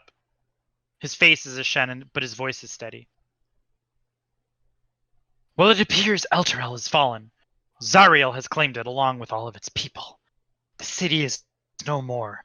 It has gone to Avernus. Baldur's Gate hangs in the balance as well. For all we know, there may be other cities also at risk. Silvira, you are the expert in these matters. What can be done? How do we? And then reverse Silvira the stands time? up with a slightly trembling voice. Someone needs to travel to Avernus and nullify the pact that Thavius Krieg made with Zariel long ago. The companion above Elturel is the fulfillment of this pact. If there are other pacts that have been made as well, they will originate from this original pact. If it is destroyed, Elturel is freed from damnation in Avernus. This is the most hazardous journey. This is the most hazardous journey imaginable, says the first reader. Who would dare undertake it? And as if the prophet himself willed it, the endless chant of Alando begins to reverberate through the room. And at first it's a whisper, but it grows into a symphony of chanting. And you guys have heard these words before. It is Theme the song. prophecy that Ray's has been carrying in his spellbook all this time, that reverberates through the halls. And Amric starts singing along as well. He doesn't even realize that he's doing this, but like halfway through, he's singing along. And there's a new stanza at the end now.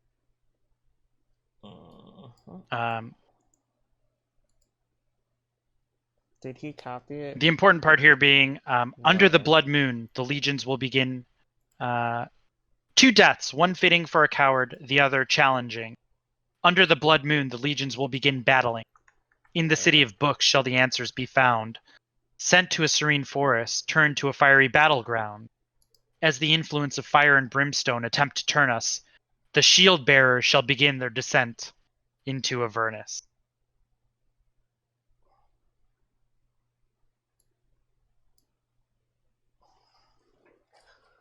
And then the chanting stops for the first time in Candlekeep for many, many years. The entire city goes completely silent.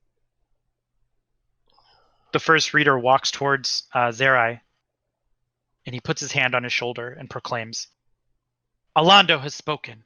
It seems that fate and the gods have placed this great undertaking in your hands. I believe in my heart that you are more likely to succeed than anyone else, and the prophet has foreseen it. But we will not send you off without help.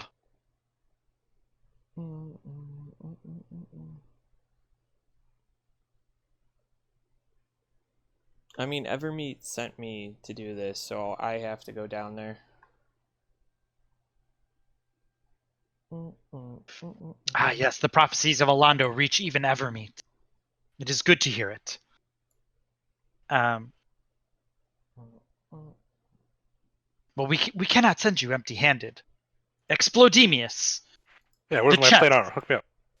the greatest name ever. By Yeah, the it way, is really, really great. So within the chest, there are like silvered weapons, and there is a map of Avernus, Ooh. which I will share with you all. I put the new prophecy in notes.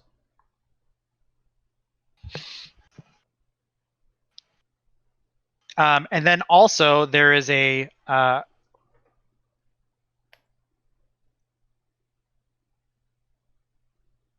trying to figure out how to put the parcel in here. Here we go. They provide you with 5 potions of healing, Cool. 1 pair of dimensional shackles, and a necklace of adaptation. And if anybody wants a silvered weapon at this point, you can take a silvered weapon of your choice. So just let me know what that is, and I'll put it in the thing. Do I? I'll take a rapier, and I'll take a. I'm gonna keep the cooking knife because it's lovely, but Yeah. I'm gonna get a real dagger. Where's my boy at? I'll take a silver short rapier. sword. Okay. So there's a silver rapier.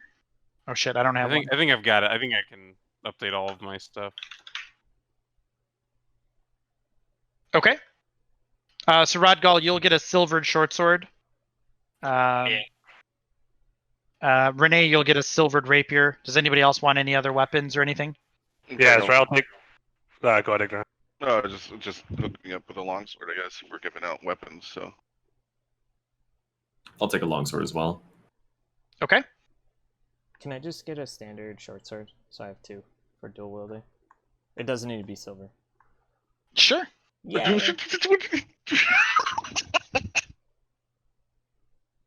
Why don't you take the silvered short sword, Robbie? Because it won't match the other one. Why don't you That's- take 2 silvered short swords, Robbie? match. Yeah. Yeah. Jesus, we're going This is like- to this is hell, like and you're a- just like, give me a normal short sword. You know, I they mean, won't work 'cause against I devils. have- Just give it to me. Doesn't go with my shoes. I It doesn't match. already have a silver weapon. That's why I said it. Hey, Crisis Council, can we cut out Evermeet and just send them on their way? Like, Okay, they're fucking not going to be helpful. So let's just, I'm going to maybe give you guys the Plate- idea plate- here that plate armor. Thanks. Hook me up. if you guys want to distribute the loot now, tell me who gets what. There's 5 potions of healing, for example. There's a pipe of sewers that you guys still had. There's a necklace of adaptation and dimensional shackles. Does anybody want any of these things? Tell me who gets what right now. What do they do? They should be in the party window. The dimensional shackles, basically, if you have an incapacitated creature, you can put it on them, and then they're shackled for 30 days or something like that. And they can only be let out with a key, or someone can break them out. So it's like the wizards explain to you, right? If you need to question a devil or something, perhaps you can put these on them. We haven't had much success in testing these on devils, but of course, Sure. Explodemius is like excited, right? He's like, of course, you'll give me your notes when you return, yes? Yes. Put them on devils and tell me how they work. The pipe of the sewers is a pan flute. It's got 3 charges, and if you play the pipes as an action, you can use a bonus action to expend 1 to 3 charges, calling forth 1 swarm of rats with each expended charge, provided that there are enough rats within a half a mile of you. If there aren't enough rats, the charge is wasted. They turn into swarms. Called swarms move towards the music by the shortest available route, but they aren't under your control otherwise. The pipes regain 1d3 expended charges daily at dawn. Necklace. So basically, you call a bunch of rats, and you can use them for stuff, Adaptation. I guess. What the hell does Yeah, that- can anyone play the instruments? Can besides- anyone use that? besides Yeah. besides the bard, like. Probably not. I'm gonna say, like, I'm more than happy to let someone else carry those, but like, if no one else can use them, then Yep. yeah, Hard just territory. No, you should. carry them. Zariah will definitely take the shackles. I love me some interrogating, so hook me up. All right. Yeah. I'll be the mean bastard because like I'm on a quest of Judge Dredd's coming. And the necklace of adaptation. While wearing this necklace, you can breathe normally. I think this requires attunement, by the way. Yeah, it does. While wearing this necklace, you can breathe normally in any environment, and you have advantage on saving throws made against harmful gases and vapors, such as cloud kill, stinking gas, etc. I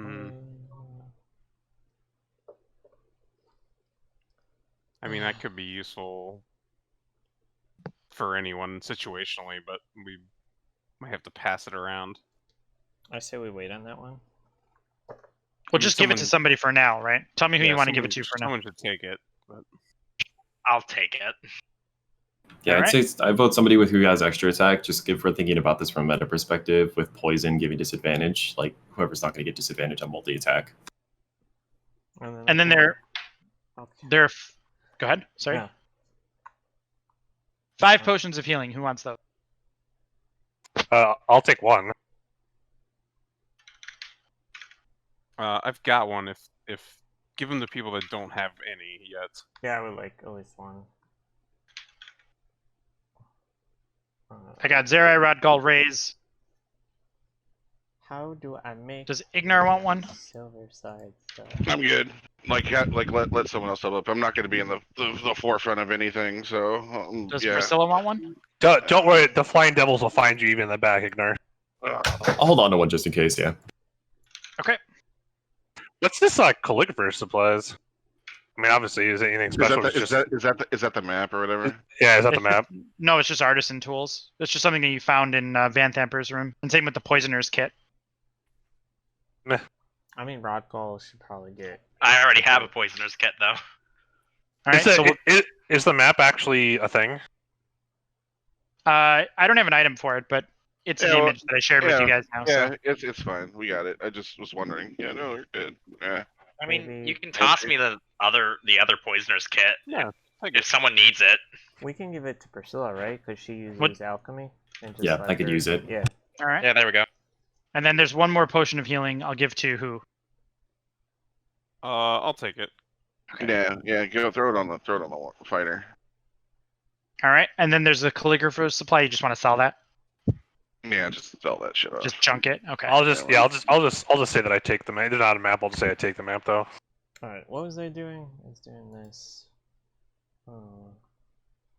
Now we want to do this. I asked the shield too. Are you on this? Like, do you recognize any of these locations on the map? Have you been to Avernus before? So if I do. Yes. It has been some time, but I believe that Silver. once there, it will all be clear to me and I will guide you. Do that. And then if I give myself another one, right? I don't know if it's in here. It's probably not, right? And friends, there is one more thing before you go. There is one more person that you must meet if you are going into Avernus. And this is Traxagor talking.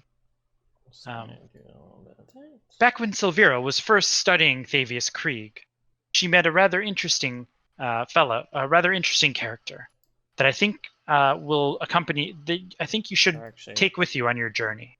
Can I just write to? And he kind of waves and says, "It's all right, Lulu. You can come out now." And into your field of vision flies. Where is it? Where's the image? A golden winged, like It's a flute. pixie-sized elephant named So Lulu. hideous and that's adorable. Look at that thing. I just deleted This- my swords. I deleted my swords. Jesus Christ. Legends were true. The elephant takes on the air with feathery wings and lets out a pleasing trumpet sound. This one. Well, hi, friends! I'm Lulu, and I'm so excited to meet you all. Oh, I've immediately changed my mind about this. It's horrible. Just all horrible. Do I know what It's it is? better than Pip Kip. No. This will not do. This thing cannot come with us. Do I? Zora ignores all of them and like approaches it. Skills. Well, I was once a close friend of Zariel's, It's a and flute. you know, I just know that that we could save her if we all just came together as friends and went and had a nice chat with her. She's really, really quite a nice person. You just have to get to know her. And if I do it How do you know her? Well, I was once a close companion of the angelic being called Zariel. She was my best buddy.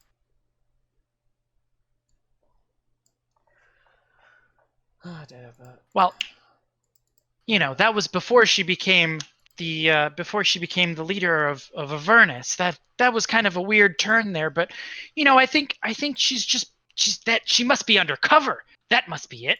She must be working undercover. When Zariel assembled the army of Hellriders to assault Avernus, I was very against it. I didn't think it was it sounded so dangerous going into hell, right? But Zariel insisted, so I agreed to help her. However, down in Avernus, the Hellriders betrayed us, and they retreated through the gate from hell, and they sealed it behind them before we could all leave. And they left me and Zariel behind it. Zariel was captured by the forces of hell, but I had to flee. Before she had fallen, she gave me her sword and entrusted me to hide it. I hid the sword with the help of another, whose name I can't seem to remember at this time. But we hid it somewhere in Avernus. And I feel like if we just could find Zariel's sword, we could bring all of this madness to end. Did I do it right? I think I did. Not to be rude, but what are you? I mean, you're pretty adorable, I have to say. Why, I'm Lulu!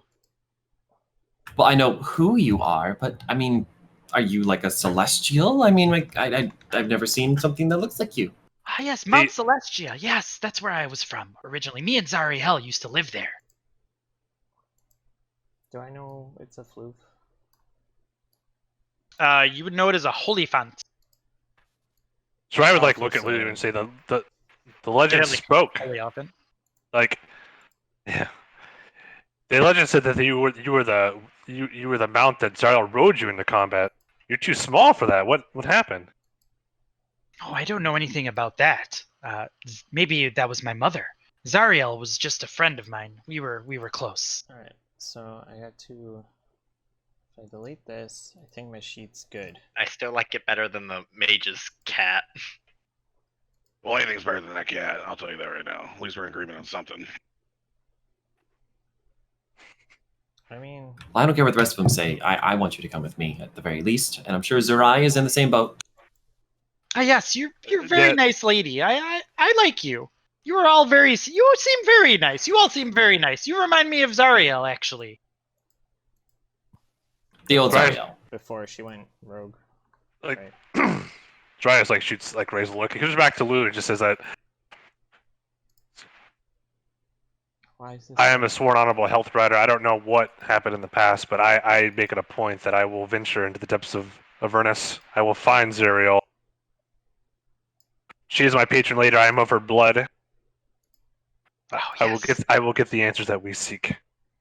I'm having such a hard time. And we can save Zariel from hell, right, guys? What do you say? I know Avernus. My memory isn't in the best shape, but I've been in Avernus before. I just know if we go down there, it'll just jog the old memory again, and everything will come back to me in no time. And then we'll be able to save her lickety-split. We'll save Elturel, and we'll save Zariel, and we'll find the sword. Maybe not in that order, but we'll do all those things. It'll be great. And maybe we'll make some friends along the way. What do you say? This is where all of Ambric's dust went, apparently. Yeah. And Amric at this point is like, well, hold on. Lady Priscilla, certainly you don't mean to take me with you. No. No, we most No. did not. I absolutely did not. I came here to get away from hell and infernal beings. I absolutely protest to going down into the nine hells here. That surely any reasonable man has his limits, and this is mine. Guys, Ambric's obviously a vital part of the team. He should totally come along with us. No, I think he has shown a fatal facility with picking up the chant. You noticed how, after only one night of study, he was so quickly able to incorporate. I think he has a gift, and I think it would be wasted Why did I not think to he have was him a continue his fourth? studies here. You know? Yeah, I turned to the Mage Council at this point and I was like, please, dearest leaders of the Conclave, if you could be so kind to take our compatriot under your wing, because I do believe he has the aptitude to learn the chant probably better than anyone else that you've ever had learn it. And he couldn't stop talking about how amazing it was. If you could take him as an acolyte, under your wing, he'll deny it at first, but I think that he'll work out just fine here. And I look at fucking Amric and I start giggling, and then I walk Oh away. my god. Amric's face drops when he realizes his choices are to either go to hell or to stay in Candlekeep. It's two hells. Oh, Jesus. Got him. Does he want to go to actual hell, or does he want to stay in figurative hell? No, this is the 10th layer of hell. It's really This bad. is one either way to secure your store, right? You can't die while he's learning your chant. Emmerich is just, well, let's not be too hasty. Maybe I should come with you to hell. Maybe that would be better. Maybe you should go out to Baldur's Gate. They'll find you a quick way to hell. There's booze in hell, right? Do I look like somebody who's been to hell before? Okay, now listen here, Emmerich. Remember the whole thing about how your mom kind of put you in a contract and a deal? Maybe if you spend some time here, the wizards here can help you figure out how to get out of that so that your soul isn't bound to some sort of devil. Doesn't that sound lovely? Alright, I fixed my stuff, I think. He'll just be chanting the night away, my friend. He seems pretty off-put by this, and he's genuinely like, for a moment there, he's like, I actually think I would rather go to hell. At least there's like titties in hell, right? Like there's something to do in hell, right? What makes you think we'd want you? And I want him because I want to watch him suffer. Oh, he's gonna be suffering, like just. He's kind of like having this. He's like, well, maybe I should go to hell, but I don't really want to go to hell. Maybe I should stay here, but maybe I should go to hell and I can like avenge myself, and my soul is forfeit. Maybe I can do something there to break this contract. But on the other hand, you guys got it. It's cool. Like I could just stay. I'm safe here. Yeah, we got it. Stay here. Cool. Yeah. All the existential dilemmas to have to go through. Right. Coming off the high is a real bitch, isn't it? So you guys can decide if you'd like to take Amric or not. Leave him. It's totally up to you guys. No, I vote no. No. Yeah, let's leave him. I asked the mages Yeah. if we can use Kip as like a weapon or anything to help us down there, since he seems to be stuck listening to me. Silvera nods and says, why, if he is your familiar, he is bound to your will. You should absolutely use him, and perhaps he can help guide you in Avernus. He is, after all, an infernal creature. The shield as well can guide you. And so can I, friends! Lulu shoots sparkles out of her trunk.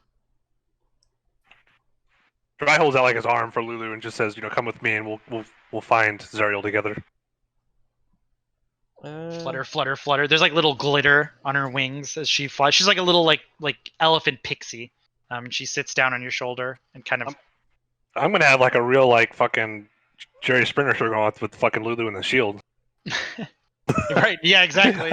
I'm just gonna be the fucking patron of all the voices.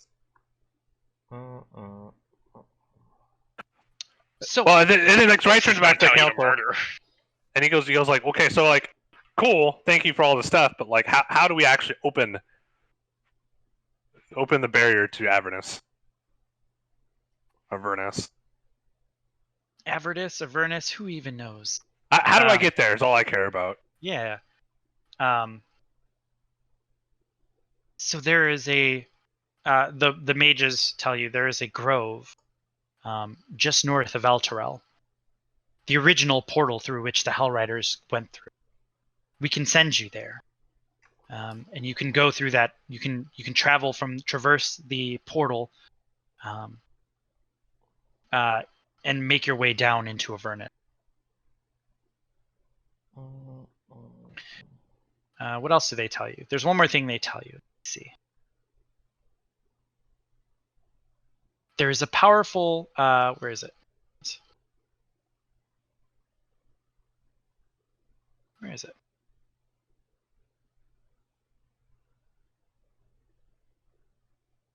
Yeah, and she'll tell you that the grove contains a tree, and the tree maintains the illusion of the grove, but actually the grove itself is the gate to hell.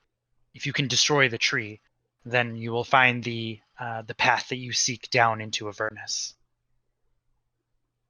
We can send you to this grove, but it will be up to you to make your way from there.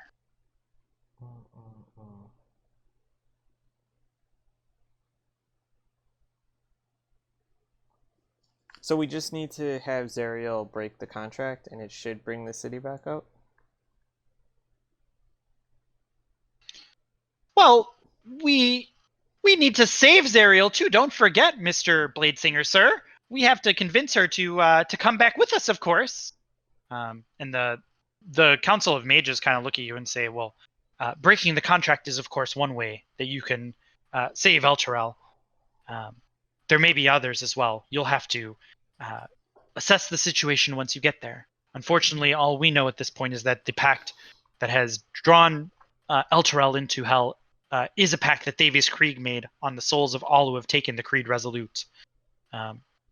While you're down there, you may want to find out if there's anything that can be done for Baldur's Gate. There may be other pacts at play here as well. You mentioned Mistress Van Thamper. The Lady Van Thamper had also promised her soul and the soul of her sons. Oh yeah, we got those contracts too. Take a look at that shit. I don't know if you mentioned it or not, but they'll just say something like that because, yeah, I assume you would have brought that up. Yeah. All roads lead to hell, friends, but it's up to you to find the answers, and it's up to you to decide how you can best restore normalcy to this world. In the meantime, we shall be sending some of the Avowed to help in the situation with Baldur's Gate. You'll have plenty of your trials and tribulations down in hell. The least we can do is assist in matters that we have normally kept our hands out of. I gotta fix this. It's driving me crazy. My stuff. Yeah, one more thing. If these devils are looking for the shield, is it wise to take it with us? That is up for you to decide, young one, or honored one. They'll call you, since you're the eldest. Mm-hmm. And they'll kind of go down the list, right? Like one of the mages will say something like, they'll all seem uncomfortable with the prospect of keeping the shield, but you can certainly leave the shield with them if you'd like. One of the mages advises you to just dump the shield into the river Styx as soon as you get into Avernus. The others say, if it's involved in the rituals, the devils will want it. Maybe you can trade it for something useful. Maybe you can trade it to Zariel for the for Baldur's Gate if she wants it so bad. Or, I'm sorry, for Elturel if she wants it so bad. Who knows? Or maybe the shield will simply protect you. It is a powerful magical item. Perhaps it will protect you in your adventures in hell. It's up to you. But why is it up to him? I'm the fucking shield bearer. It's up to me. The prophecy did say the shield bearers. So we're inclined to say that you should take that shield with you into Avernus. Shield's going with me. End of discussion. I dismiss Kip Kip before he makes a deal for Lulu and gets her soul by accident. Yeah, in case it wasn't clear, he cannot make deals anymore. So he has lost that ability. He's a neutered imp. I mean, I can neuter him some more. But he registers as devil, though. Correct. Cool. Correct. Also, Zerai, the shield... well, once you guys kind of decide what you guys are doing, are you guys ready to go? Is there any other preparation that you'd like to make prior to leaving? I mean, do we need any more provisions? I think we're pretty much kitted out at this point. I'd say that we bring some shitty biscuits with us because that's pretty much the only food option. I was about to say, is there food in the furnace? We need to grab some. Trius turns ignorant and goes, going into hell with these mages. You know they've got a confiscated stash of all this liquor they got from people. We should ask him for that shit. Yeah. Do you have any liquid courage to help us out on our journey? Perhaps. You know that. Yeah, that'd be amazing. What? What are you looking for? The fine delicacy of the vino of Candlekeep. I know you guys have some. Come on, don't hold out on me. We're just looking for like a cask or two to take with us, perhaps. You know, like to, there's gonna be certainly far and few in between, like stops for libations down there that don't burn the throat or melt our face off. So we could just have a few bottles of the Candlekeep Reserve. I think that'd be the last You thing must we have need. a contraband or an evidence locker or something of that nature. Yeah. Make a persuasion check. With disadvantage. Wow, you're a shitty bar. Disadvantage. Come on, hot dice. Where are you? Yes, bread fruit to my good idea. Come on. Oh. What? They look at you, they look at each other, and they begin chanting. And the next thing you know, you're standing in a grove. Wait. Oh. I want to. Can they inform Evermeet before we get teleported away for being silly? Just. As you're So getting update. teleported, you're like, "Tell my friends and Evermeet!" Did you guys actually want to do anything else? We don't have to do that. I just thought it would be funny to Wow, resolve these shitty mages, Ignar. We're fucking saving the world. They can't even give us a fucking drop of liquor. Yeah. Fucking Candlekeep. Fucking Jesus horrible. Christ. How are you a paladin? The only thing worse than going to hell is going to hell sober. Just because I'm a paladin doesn't mean I don't enjoy it. I'm still a soldier. And secondly, like, I say the moment we get down to fucking hell, we fucking tell them they can have Candlekeep. I'm all for saving Eltro, but fuck that place. Fuck me. I mean, if they take Candlekeep, they'll kill Amric, so Priscilla. Like I'm finding the first fucking archdevil I can find saying that Candlekeep is all yours, so they're fucking trading it for a fucking cask of liquor. Got you, Ignar. I'm looking out for you. As you guys are sort of teleporting away, you hear like a conversation from the mages as they're teleporting you away. They say, "Oh, do you think maybe we should have told them about the Guardian? They'll figure it out." They should have tested us on if we were ready. And you appear at the edge of a grassy hill just to the north of the River Chianthar. There's an expansive, picturesque grove of trees close by.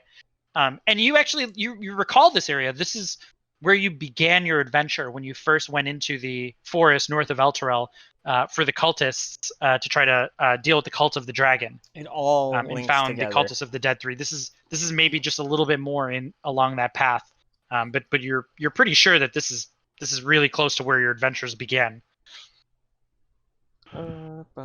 We've been here before. God damn mages. Hey, isn't this where you like trip on a rock and knock yourself out? Don't want to talk about it. It's fine.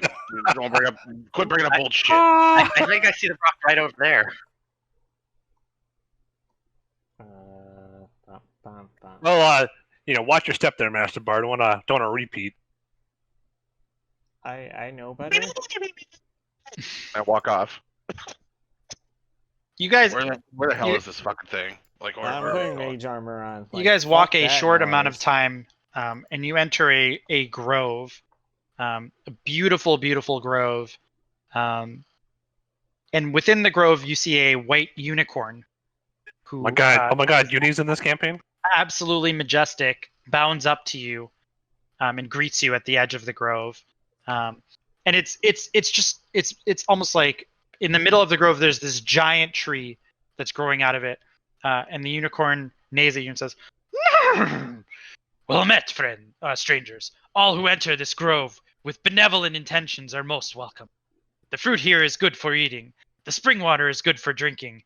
And you may stay here and refresh yourselves as long as you wish. There is but one law in this place. Oh At the god. center of the grove is our sacred hickory tree. Please do not approach this tree, as to do so is death." And then the unicorn neighs and kind of does a little circle and steps off to the side and watches you intently. I mean, We could see what happens when Kip Kip touches the tree. I'm okay with that. I'm okay with it too, but probably not Kip Kip because, devil. I mean, they said the tree must be destroyed. No, there Wait. doesn't seem to be a way around it. Let's get to it. We're like, hi, welcome. Thanks for welcoming us to your grove. We're gonna go fucking burn down your tree now. Yeah, sorry. Kisses, XOXO. This is happening.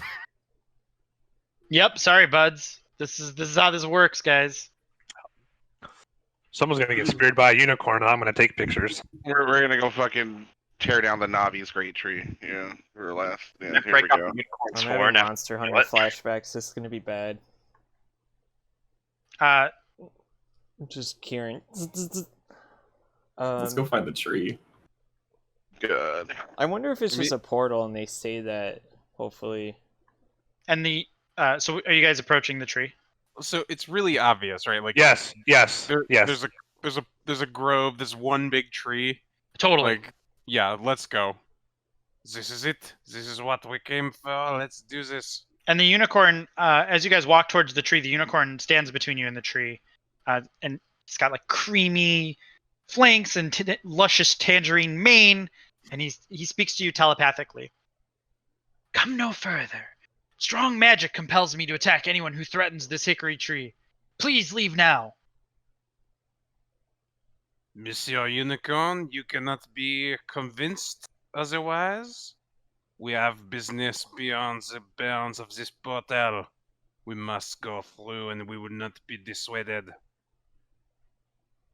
Fuck. I tell you, if you come any further, I must attack you. I'm compelled by strong magic. I don't have Then this you spell. will forgive us. Then we must go through, and you bar our passage. So All right.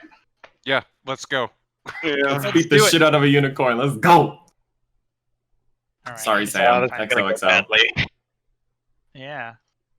Okay. Kieran's Trevor, gonna send this to reference- her afterwards. Just send her this clip. Oh, I'm messaging it Zach, now. Give me some good music here. It needs and to let me- be You sad. want fight music or you want sad? Yeah, music? give me. We're killing a You can give me beautiful sad music if creature. you want. Yeah, is Lulu okay with this? Like us murdering another celestial creature? No, I sorry, don't did like you this see- at all. Maybe we could just rough her up a little bit. You know, we don't have to kill her. Alright, we'll knock her out. That's fair. What if we just Nope, burn the she's tree dead. and run? I mean, we get attacked, we burn the tree, we go through the I'm- portal, everything's fine. I'm compelled to say fire bad. Let's not set the tree on fire. Let's set the tree on fire. Setting the tree on fire. Okay. Let me just get set up here. I gotta like put everything down. So the unicorn's gonna be like probably somewhere here. How do I like make you visible there? So the whole campaign's about me finding my cat, is what I've come to. Lulu will be like over here. I'm just gonna put your tokens on the map. You guys can decide where you want them to go.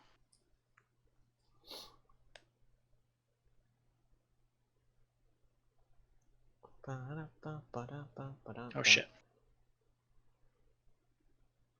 I don't understand. I gotta set the grid too. Shit. Sorry guys. Unacceptable.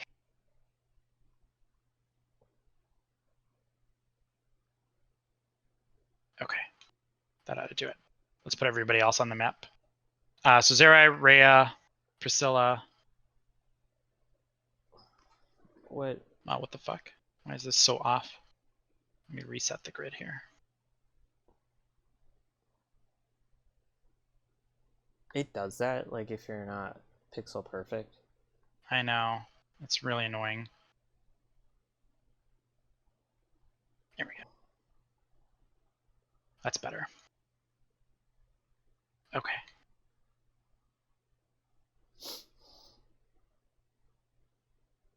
I feel like a unicorn's not as easy as I'm thinking it is. Ignar, Raze, Renee, Amric's fucked off. condemned to a fate worse than hell. Yeah, condemned to a life of study.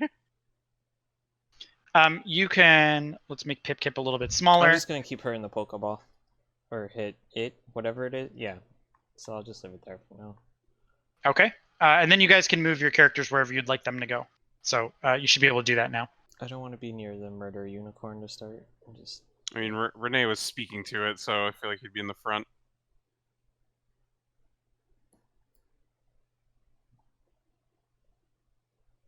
God, this music is perfect. Yep. I love Pip Kip's icon. It's just too beautiful.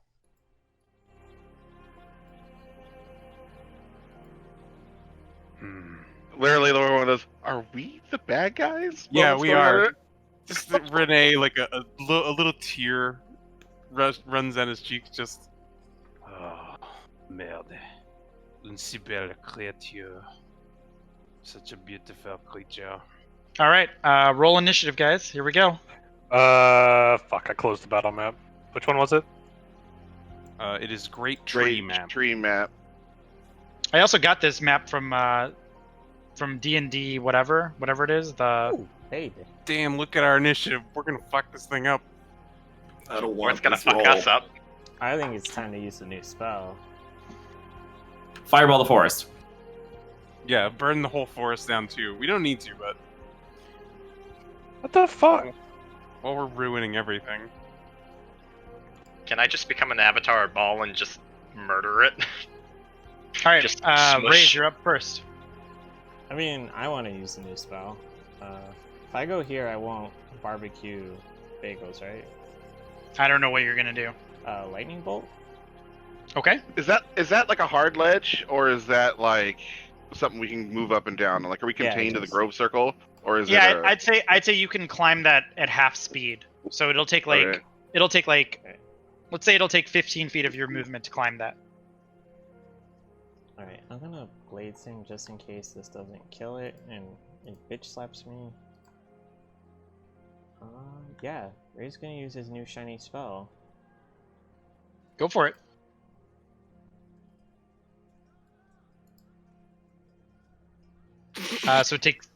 So you unleash Wow. a bolt of pure lightning, and the unicorn manages to jump out of the way agilely, but it still takes a portion of the blow and it sizzles through its white fur, and it started off looking pristine, and now it's got like this kind of like singed, like black spot on its side that makes you feel a little bit.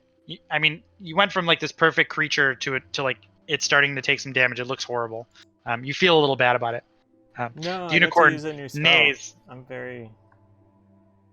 That was cool. The lightning ignites flammable objects in the area that aren't being worn or carried. Is that the tree? Yeah, do you hit the tree with that? I think you do, right? It's just a straight mega fuck laser beam that goes in a straight line. So I think you would hit the tree with that too, right? Does that sound right? I mean, I guess I don't want to. I know. Damn you! Why would you? Oh, Deldrassil. Okay, the tree takes 30. I don't think the tree gets a save, right? Like a deck save? That doesn't make any sense. I mean, unless the tree's a It's a fucking tree. treant and just walks off. Yeah, please don't make this fight harder. I'm missing step if I set Treebeard on fire. I'm just peace All right, out. so the tree, the tree absolutely takes 35 points of damage from that. Perfect. I'm just Guys, gonna I mark vote that Robbie over has here. to burn down the tree finally. That's not cool, Trevor. Like, Perfect. All right. Anything else, Robbie? no, I'm sad. All right, Priscilla, you're up. It's in the Robbie, spell description. You must fulfill your destiny and burn down the tree. What do you expect from a mage doesn't even fucking know his own spells? Where have we seen this before, Ignar? You don't even know you're half Didn't it- devil. Like, lay off. Fucking, you just lit a tree on fire. It's not a unicorn. You got no room to judge, you fucking idiot. I don't have a target for the tree, but the tree is targetable, by the way. I didn't make a thing for it. So just let me know if that's what you're doing. I'm trying to. Why is it not working for me? I will ray of frost the fire out. Yeah, that's fine. I can fix this. Okay, there we go. I just cast Bless on people. And I'm gonna vibe. That's my turn. Okay. Rodgall, you're up. We're gonna do No, me. We're gonna do Rago. Oh, yeah. Yeah. Go. I really don't like that I have to move this close, but I'm gonna take 2 swings with my swords. Okay, go for it. Let's do short sword first. That's a hit. Wow, really? It has that low of AC? Oh no. Oh, that's not gonna be good for it. I don't get sneak attack, right? You do not get sneak attack. And then let's hit with my bigger knife. Oh, that's a hit. Oh my. We're just knocking it out. Oh. Ah, the unicorn whinnies in pain. Whack! Whack! Ah! Please, friends, leave the tree, leave this grove. I'm just looking at it like I don't want to do this, but we have to. Anything else? Sorry. No, that's it for me. All right, Renee, you're up. Oh no. I'll be Okay. right back also. I'm gonna move over here. Getting flanking with Rodgal, Yep. and I'll just whisper. Si innocence c'est pure. I will fuck this thing up. This is so much better than I imagined this being, No, this, by the way. yeah, this is horrifying. Yeah, of course I'm gonna use a maneuvering attack. Oh yeah, that's a hit, bud. Let's do. Okay, so a trip attack. So make a DC 15 strength save. Strength save, you said? Yeah. That's Renee, not the unicorn. Sorry. There's gotta be a way to make this. What is the happen DC? automatically, Right? 15. Oh yeah, no, it's. I don't know how you trip a unicorn, but you do, and it falls on the ground, and it is just not having a good day, guys. Yeah. So now that it's down, I'm gonna take my second attack. You poor creature. Fucking old yellowing a fucking unicorn right now. Yep. Yeah, we'll go again.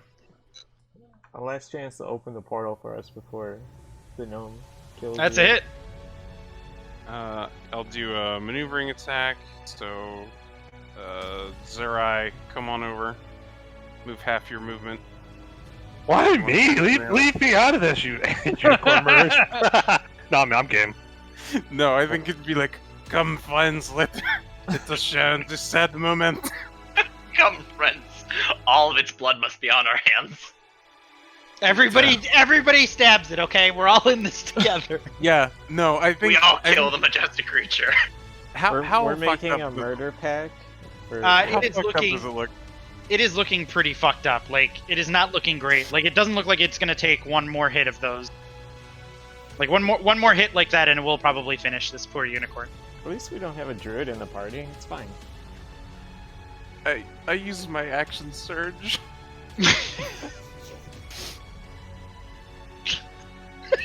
I've never heard someone say that so sadly. And the music picks up. I got super sad right when he said that too. Oh.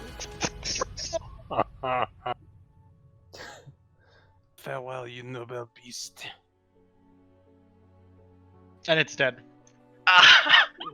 Unconscious, right? We're not killing it. You invited me unicorn- up here to watch you to cut the damn unicorn's horn off. Damn, Renee. The You're ready. unicorn- You are ready for hell. The Renee unicorn, kind of. Collapses to his knees, like weeping. yeah, the unicorn doesn't go unconscious, but it is now at the point where it's like incapacitated, we'll say. Mm-hmm. And the unicorn just is like it can still talk barely, and it's just must protect the tree on my honor, as my name is Julius. Stay away from the tree.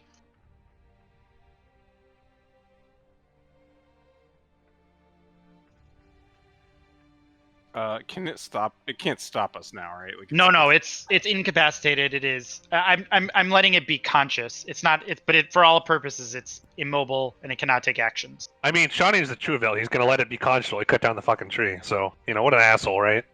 Well, that's what I. So, oh, Monsieur Julius, if we kill you, will you be released from this torment? Would you like to be sent down to whatever great beyond awaits you?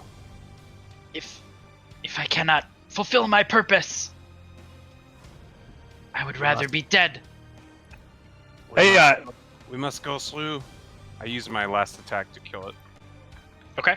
and as you do it, like as Ryder yells out, "Dick, you ever had unicorn meat?" Yeah, the will tonight. I mean, it's like this is sweetest, this is sweetest, most tender. Wonder if it tastes How- like rainbow sherbet. How do you kill him? I think I just shush it very, very quietly. I'll just I'll stab it through the heart. Look at the flowers. Yeah, just This is like the run third time you've done this. You fucking take somebody to a meat locker and you say, shh, it'll all be over soon, and now you do it to a fucking unicorn. Bagel, stop letting Don't- everything. Don't you understand? Renee's not some innocent man. He's a fucking he's not- serial no, killer. he really is horrible. Yeah. Yeah. So you So yeah, you I think I'll just like kneel down very softly. Yeah, just run. I'll run the blade into where I perceive its heart to be. yeah, no problem. You find its heart. It's exactly where you would think it would be. And the unicorn kicks twice, kicks a third time weakly, and then goes still. And a river of blood seeps out from the unicorn. And then the grove is silent. I just say, We are awful people. "Va ton doux repos." So go to your sweet rest. Poor Julius. Oh, it's looting time now. Yeah, Meat's who wants, ba- who wants the meat's- horn? I scream out and like run to where the unicorn is at. I say, no, we are not dissecting this creature. This thing did a lot of good in making sure that people were not casually walking down into hell. It was doing a good job. It had to stop us. We are not fucking with the body. Hey, sister, we're going into hell. There's not gonna be any food down there, okay? We are not So- eating this thing. Well, you may not be, but We are I'm not going eating to. this thing. Okay, I'm going to. Try and stop me. I don't will, wanna I eat will it. sit in front of the body and I say, Priscilla, do not touch Priscilla, this Priscilla. thing. I don't want to eat it, but don't their horns have magical properties? It doesn't matter. This thing had a The purpose, horn and we are is not skull treating it like some components, casual beast. While they're arguing over this, I'm gonna walk up and I'm gonna start cutting away at the tree. So, Yep, give me an attack roll. All right. Give me damage.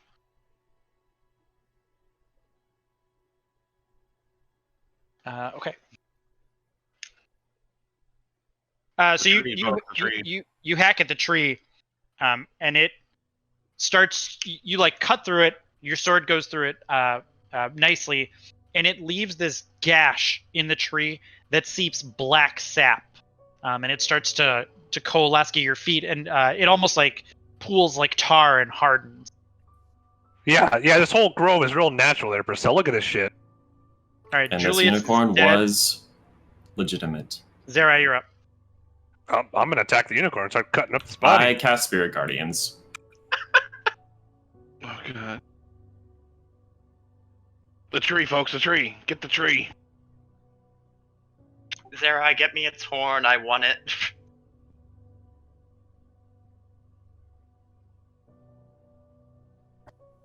That's an action, right? Spirit Guardian, it's not your turn. I mean, We're talking longer than 6 seconds, so With my turn though, combat never ended. Just saying, Yeah, rules of It's D&D. it's combat. You can take a swing at the unicorn, but what's her face? I believe that. Well, it's up to you guys how you want to do this. You guys can decide if you want to RP this out or if you want to do it in the rules of combat. I don't have. But Priscilla's clearly not wanting you to chop up that unicorn.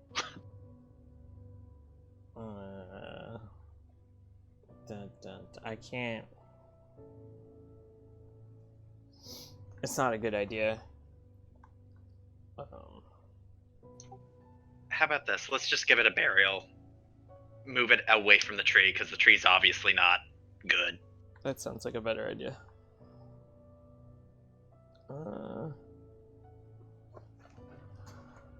We'll find something to eat in Avernus. Rhea's got a stash of biscuits that she took.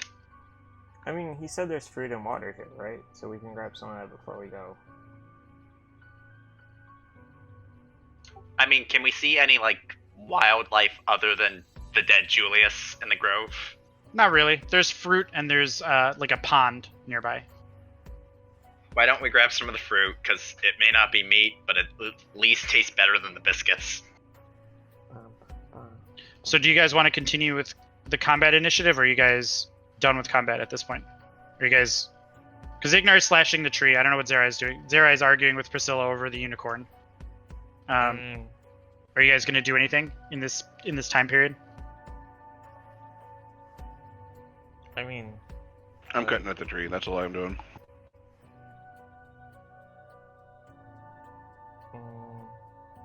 I don't have anything I can do. Anyone else? Yeah, anyone else?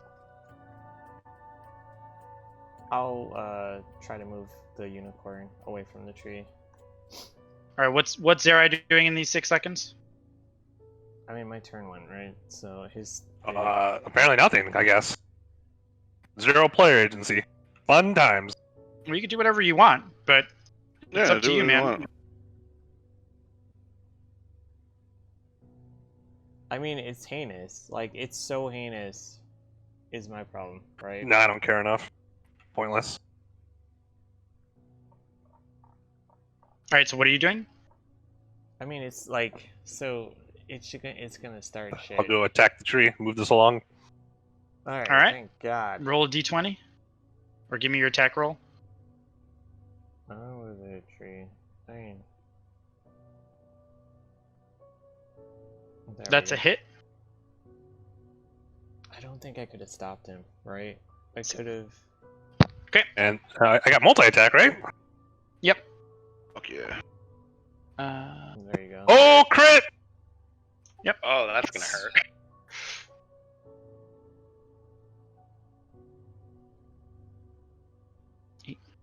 It's too heinous Okay. to kill 8. I need Ignar, Rodgal, not Julius, Priscilla, Renee, and Zerai to make a Constitution saving throw. I don't like the sound of that. Oh.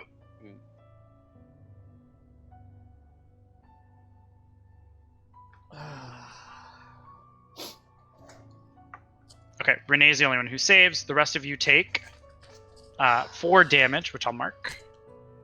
As the tree, as Zerai swipes with the last hammer strike, he strikes with his first hammer strike. The tree starts to lean, and it's this massive, massive tree. And then on the second strike, the tree suddenly erupts in a fiery shockwave that hits you guys for that 4 damage. So let me just mark that real quick. Looks like you had already done that. Renee, you only take 2 damage, right?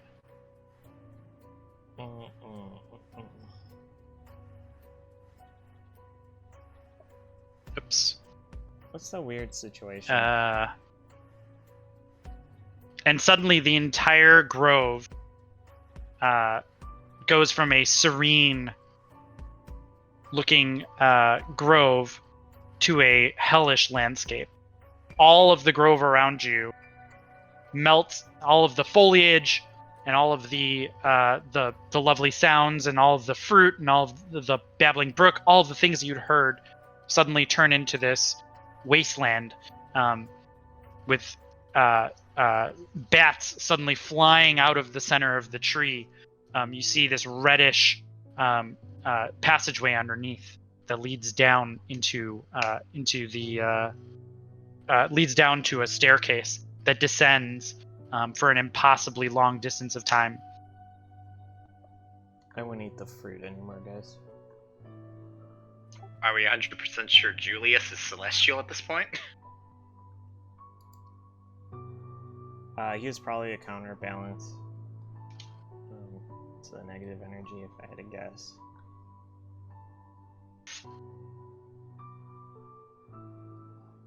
Unicorns aren't just haphazardly placed in locations. They're deliberately put there.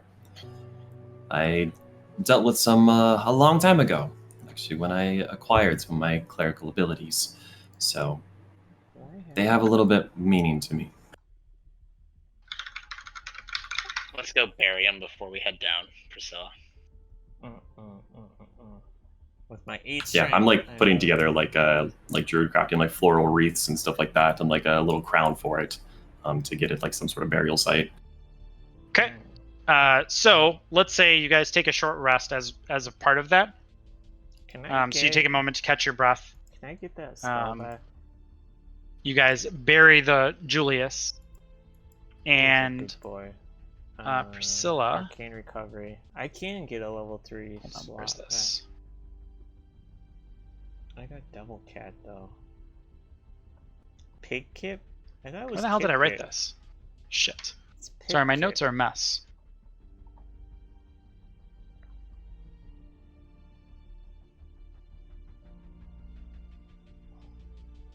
Okay. I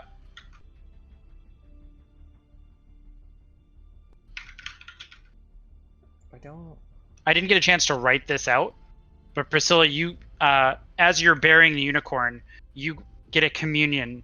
You briefly commune with your goddess, who hasn't spoken to you since the first time that you, she sort of talked to you in that grove, and you started to divine your powers.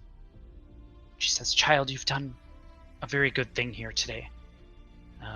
Protecting the soul of the unicorn, committing yourself to nature.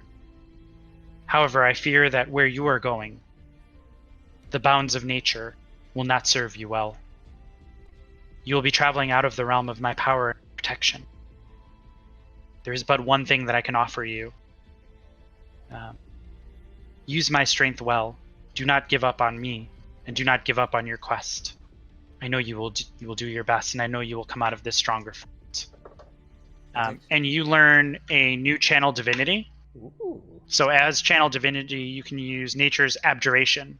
So as an action, you can choose one celestial, elemental, fey, or fiend of your choice that is within 30 feet to make a saving throw. It's turn If on the creature dice, fails their actually. saving throw, they're turned for 1 minute or until it takes any damage. I think it's a wisdom saving throw, right? Typically, yeah. I think abjures are wisdom. Abjures are... so you can do that with your channel divinity now. Hooray. Does anybody want to use any hit dice or do anything like that as part of their short rest? I'll use one. I think I'll second Wynn before we take the rest. Yep. Actually, so you get no. that back. Yeah. Actually, no. I'm not gonna use a hit dice. So, fuck. I don't know what I want to do. Fuck. Fuck it. I'll use one. Yeah, I'm not saying that you guys took a short rest for no reason or anything. I thought It's not like this is a save point or anything. They all use Yeah. one. There's a very sad reason. Yes. Cool. I mean, I'm gonna refresh my spell then, or get my spell slot back if Screw it, why not? Oh. you're freaking me out now with that comment. Yeah. Yeah, I want to be at max health before I go down. So I use my arcane recovery to get back the 3rd slot. Okay, cool. All right, Zach, give me some intense music here. So as you guys are resting, from the depths of the tree, you see figures emerge. And there are 4 of them. There are 2 humanoid figures and 2 4-legged figures. And as they come into view, you realize that the one in the 4 is Cadrus Wellington, the Cambion that you had fought in Baldur's Gate. Oh, Beefington's back. Yeah, Wellington, Yeah. Beefington. Yeah. And he comes up and he points at you all. And he says, "Told you I'd be back for that shield. You won't escape my grasp this time. On guard!" And I'm going to add my dudes here. Take him to Outback Steakhouse. Let me add them I to the got list my blade here. singing back, so it'll Okay. go. Yeah.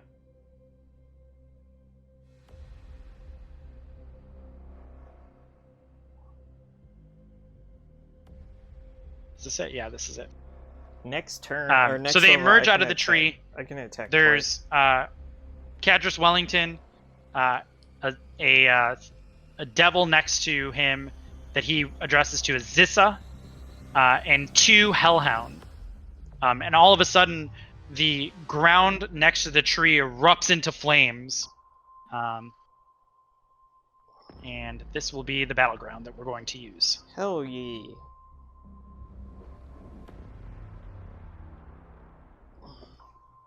So let me put everybody on here. Lock the token scale. Set the grid. Can I set the grid prior to having done this, I wonder? Maybe I should have done that time. Yeah, you can. It's my first day. I hate that I have to like put everybody on the map.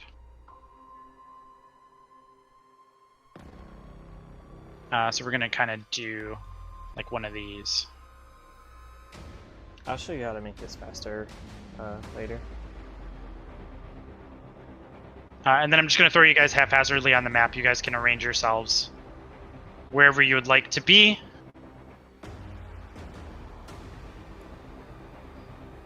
Is that right? Just be behind the boulders. Everyone should start behind the boulders. Like, you can be anywhere on the plane, but, like, around the boulders. You know what I'm saying? Lulu. There's Rhea. Did you summon your familiar? Am I putting him out here or no? No, keep it in the Pokeball. Okay. What's Kip gonna do here? Insult me as we're fighting? Like, yeah. Give you the help action. Who cares? Absorb the hit. I mean, I guess it's a win-win if he gets hit in combat. No, it's 10 gold. Fuck that. You can stay in the Pokeball. I mean, no joke, really. Like, the help action is super good. I know it is, but I always assume that, like, if you do that with the familiar, the DM's just gonna whack it with a monster attack, and you deserve it. I mean, that's the point of a familiar. I mean, They're I'd rather have useful. them, like, scouting and stuff, though. Or touch spells. I just don't trust my familiar right now. We don't know. I mean, it's not a devil anymore, technically, so... Yeah, I don't trust Kip anyway. I wish I had a different thing. Okay, let's roll initiative. It's like, you hold on to Kip while I try to... Ooh, hot dice tonight. For some reason. A little shocking. Alright, Rodgal, you're up. Can I use my reaction at the start of combat? I'm gonna move over here. For your turn. Because I really don't want to move closer to those guys. When you take a reaction, you can't take another. And I'm gonna take a shot one with my short bow, start of even the though I know it's next, gonna be turn. resisted. Your reaction interrupts another creature's turn. That creature can continue its turn. So I think I can. Okay, And so that'll be it. you aim at the dog, named Bones, and you fire off a shot from your short bow. You strike him right in the hide, and he snarls at you. Bones, you'll have your chance. He doesn't seem resistant to it though. Just so you in case you didn't see that. Okay. Anything else? That'll be it. Okay. Cadris is going to fly over here, and he's gonna hover about 20 feet up in the air. Yeah, I still have the He is spell going to saved. target Rodgal, and he's going to fire ray you twice. I'll allow it. That's a hit. Where is it?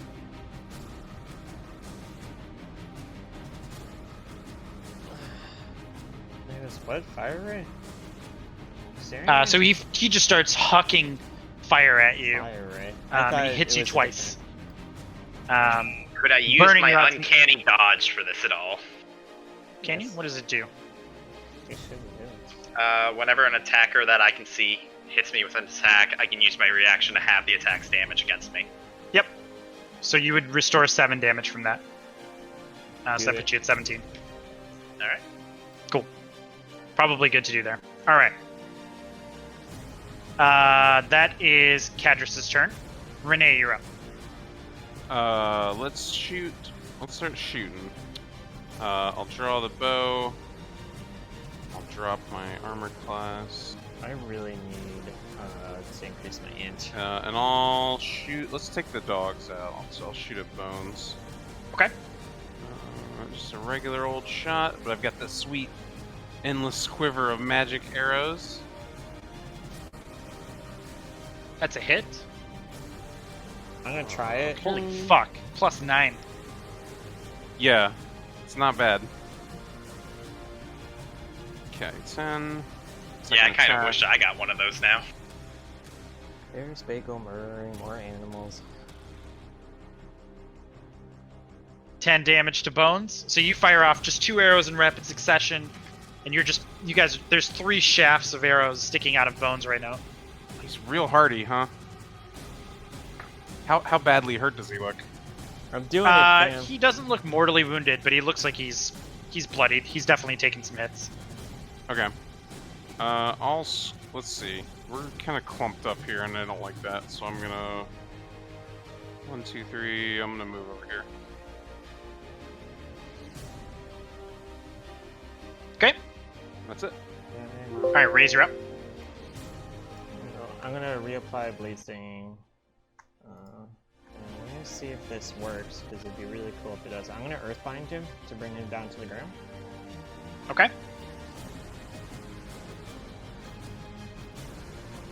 Looks like it is a success. I am done. Okay. Pip-Kip is in the Pokeball. Next is Zissa. I'm gonna get that spell to work one day, and it's gonna be clutch. Okay, so Zissa is gonna go. This should be here. 1, 2, 3, 4, 5, 6. This is as far as Zissa can get. Going to target Rodgal. And Zissa gets. Holy fuck, actually, wait a minute. This thing can hurl flame? Hell yeah, that's what it's gonna do. It's gonna come here, it's actually gonna target Renee. Oh, thank God. I wonder if Lulu can heal. I was about to ask, how many reactions do I get? You only get 1. Okay, so it's gonna hurl flame twice at you, Renee. Is that a miss? I can't see. Yeah. Yeah. My fucking thing is, my window is way too small. Okay, it's gonna try again. That's a miss. It kind of like howls in anger, special. but it missed you twice. Pretty good. All right. Rhea's up. Rhea is gonna draw her sword. She's gonna say, and she's gonna actually not use a shield. She's gonna hold her longsword in 2 hands. She's gonna say, "To battle, friends! We march into hell like our ancestors before us." How do I get So 1, 2, 3. to focus the 4, talker 5, on Discord? 6. Would be awesome. She's gonna end her turn there. She's gonna basically take a defensive position out in the open there. There's gotta be a All right, way- next is Bones. Right, there's gotta be a way to have. Bones is going to go 1, 2, 3. It's gonna walk into the fire and just walk right through the fire. 4, 5, I don't know. 6. I'll figure it out later. I gotta fix Discord with OBS. They don't play well together. Because the party sees actually what you guys are seeing, right? You're seeing the stream because I had to copy it over. And it's going to target Zerai with Fire Breath. So it's going to Fire Breath on you. It's just going to open its mouth and go. And I think you succeed. So you take half damage of that. Yep. He fireproof. So that's actually 5 damage that you end up taking. Right? Nope, you actually take 3, 4, 2 damage, 5, right? 6, 7, 8. So I 10, can move half to here in a 5, straight half line. to 2. Yeah. Does that sound right? So it breathes fire on you, but you just deflected with the shield and your natural fire I just take it. I bathe in it. and you just love it. It's like, have you looked at me? All right, next is Beefy, who's going to go out the other way. 1, 2, 3, 4, 5, 6. Actually, it can probably come through Odious. 2, 3. Odious? You mean Zissa? Zissa, yeah, Zissa, sorry. Fail DM. It's going to go here, and it's probably going to target Rhea here, and it's going to Fire Breath her. Rhea fail. Girl down. And she takes a... She basically gets roasted on her feet. Okay, Priscilla, you're up. Okay, let's see. Am I in range of Rodgol? Also, with the Bless it faded, I don't... Since you guys took a short rest? Yeah, I definitely would have faded. Okay, I should mark that off. Sorry, go ahead. Let's see. Rodgol's at 17. I kind of just want to reapply the Bless.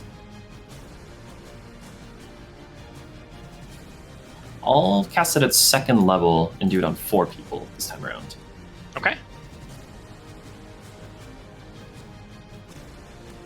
Where's my watch be? So I'll do it on Ray, Zerai, Rodgal, and Renee.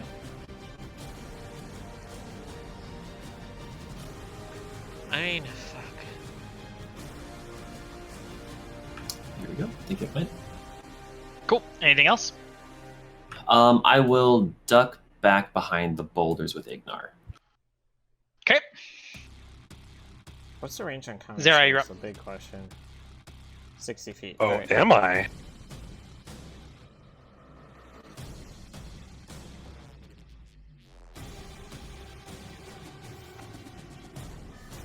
I don't know.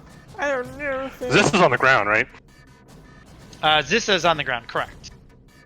So I'm just gonna run by Bones. I'm just gonna flip him off to run by him. Mockery of his fucking failed flame breath.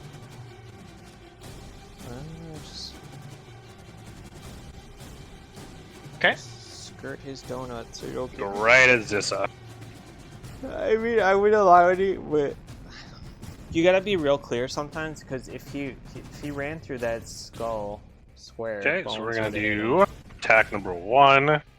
I'm sure Shawnee just assumed that he went around the. I learned this. It's called the threat donut. You march up to Zissa and kind of fumble your blade a little bit. I wonder if I can do challenge. Oh no, it's automatic 1, so I won't do challenge divinity. Yep, it's an automatic miss no matter what.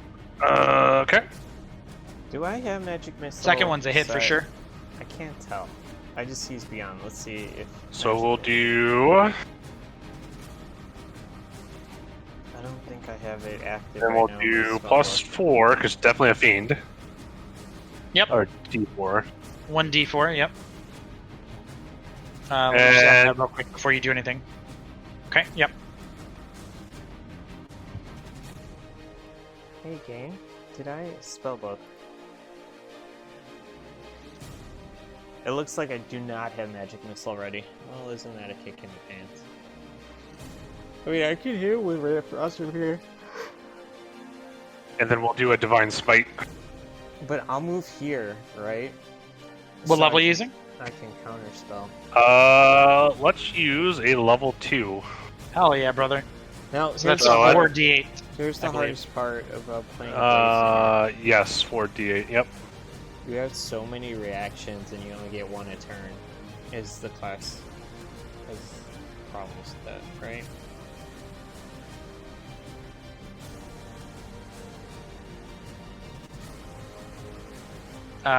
Holy shit, that's a hell of a roll. 19.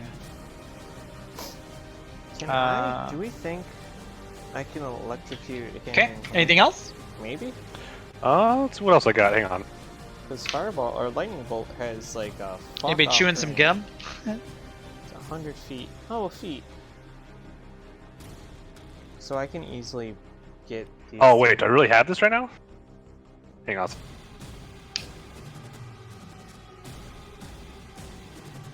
I need a drink so I could take my pills. God damn it.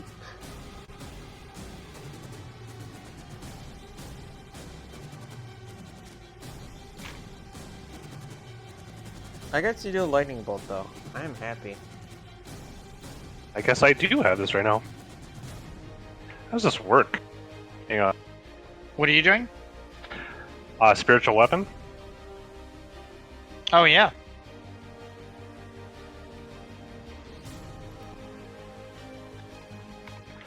So when you cast a spell, you can make a melee spell attack against creatures within 5 feet of the weapon.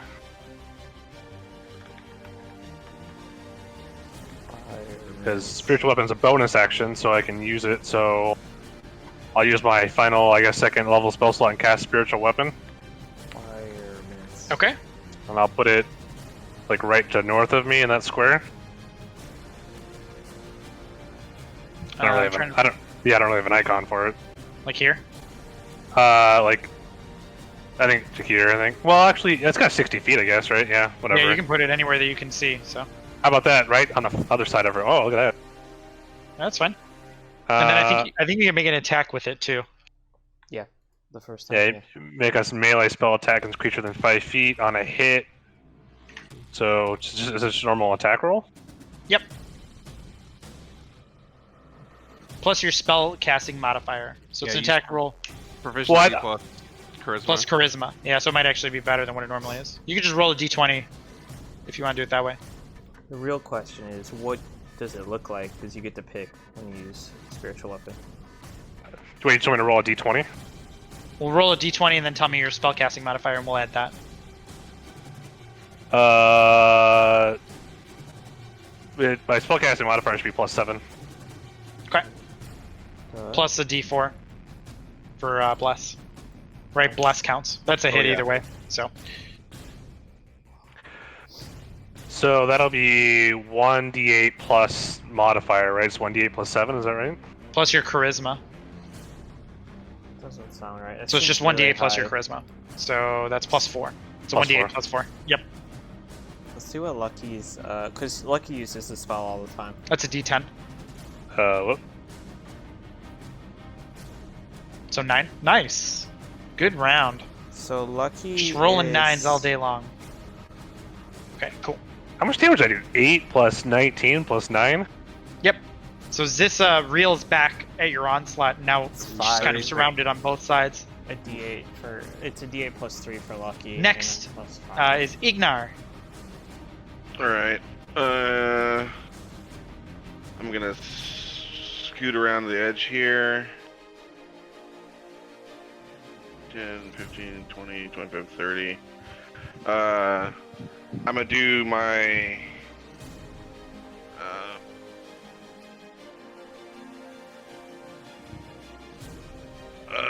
Renee, would you like to have a furry friend join you over there in melee? I can arrange it. I think we are alright how we are, but... Oh. In that case, then I'll use misdirected mark on Zissa.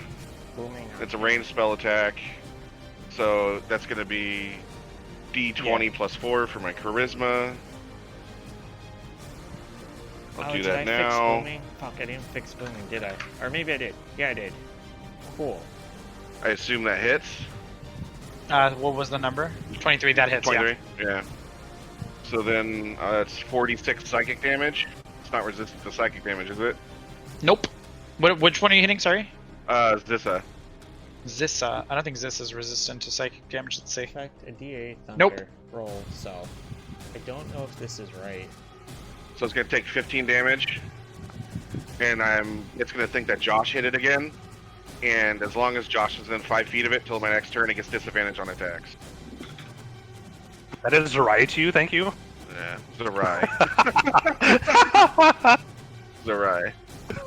And then I'm gonna scoot back into my hidey hole. It's disadvantage on anything as long as it doesn't attack Zerai. If it attacks Zerai, then it's disadvantage. It's fine, right? Yeah, okay. It's fine. Yeah, that's a cool ass spell, dude. That doesn't target Zerai, so he's already up in there with it. So he thinks that Zerai hit him, which is feasible because Zerai just dump trucked on it. Yeah, he's right there. Yep. Yeah. So. And, it's another spiritual weapon as far as this is concerned. Yeah. So. All right. Lulu. Give me my turn. I got a plan. Sorry, did you have anything else? Or are you done? No, I'm done. I went back to hiding by Priscilla. Small Okay. baby. Lulu looks at these things. Flies over to Priscilla and says, "Priscilla, what should I do? It's been so long since I've gotten in a fight. Should I go in or should I hide here?" I don't know what you can do. What can you do? Well, I've got my tusks and my trumpet. Can you motivate us? Can you play a lovely little ditty and inspire us or something? You're really cute, and I don't want you to get hurt. You're special. This fucking thing is no creature of Zariel, coward. Don't bully her. She's precious. Shut up. Fucking Zariel was an angel of war, so this thing fucking needs to get his memories back ASAP. Fucking useless fuck.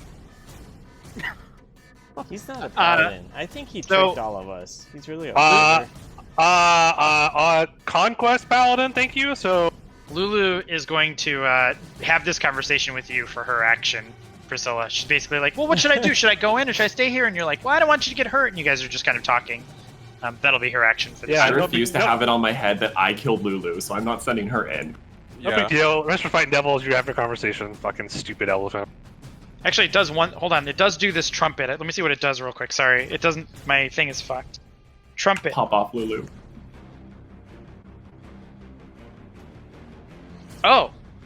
That's what it does. Okay, yeah. So it is going to use its trumpet. That's what it's going to do. It's going to come over here. Oh, God. And it's going to kind of peek out at Bones. It's going to target Bones. And it's going to look at Priscilla and say, Priscilla, do you think I should use my trumpet of blasting or my trumpet of sparkles? I think you should blast that thing. Okay. So it's going to use its trumpet of blasting. And it's going to blast dust all over Bones. He's going to fail his drug test. See what I did there, Johnny? Oh, look at. Nice. It's going to blast out this from its trunk, from her trunk, just this cone of thunder. Bones is going to save, and he's going to fail. Yeah, and see, this is why you fight. This is why It just murders. Bones just disintegrates to this trumpet, and then Lulu ducks back around the corner next to Priscilla and says, "Well, that was scary, but I think I got him." You're amazing. You're my new favorite. 6. I can go here. And that's Lulu's turn. Fuck. See, you just have to shout little words about Zariel and war. See what I mean? Zariel doesn't take weaklings in a battle. Clearly. That's how it works. Okay, Rodgal, you're up. Remind me to feed Lulu some treats. You stay away from Lulu, you murderous fiend. I'm gonna move over here to Beefy. Okay. And I'm gonna first swing at him with my. Okay, we're doing this again. I'm gonna do more damage. Probably the short sword. Nope. Never mind. What was that? Was that the short sword you attacked with? Yeah. Okay.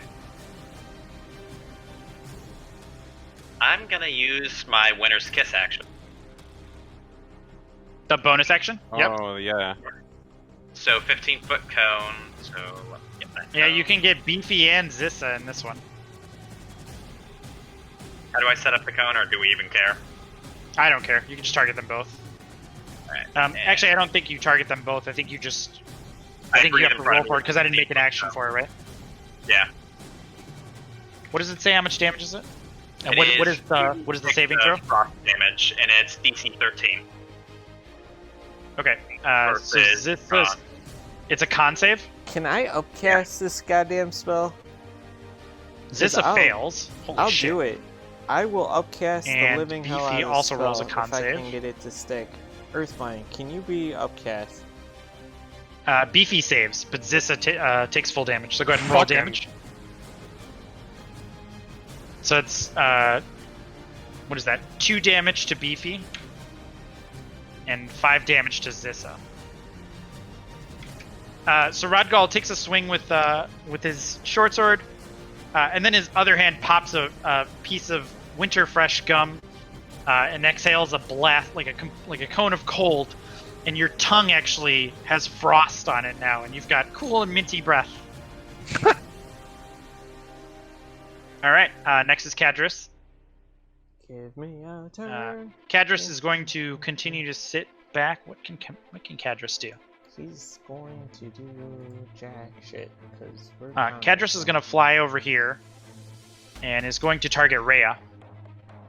And is going to say, "You, whose city has fallen, whose god has abandoned you, whose leader has abandoned you, you will abide by the Lady Zariel. You will do her bidding."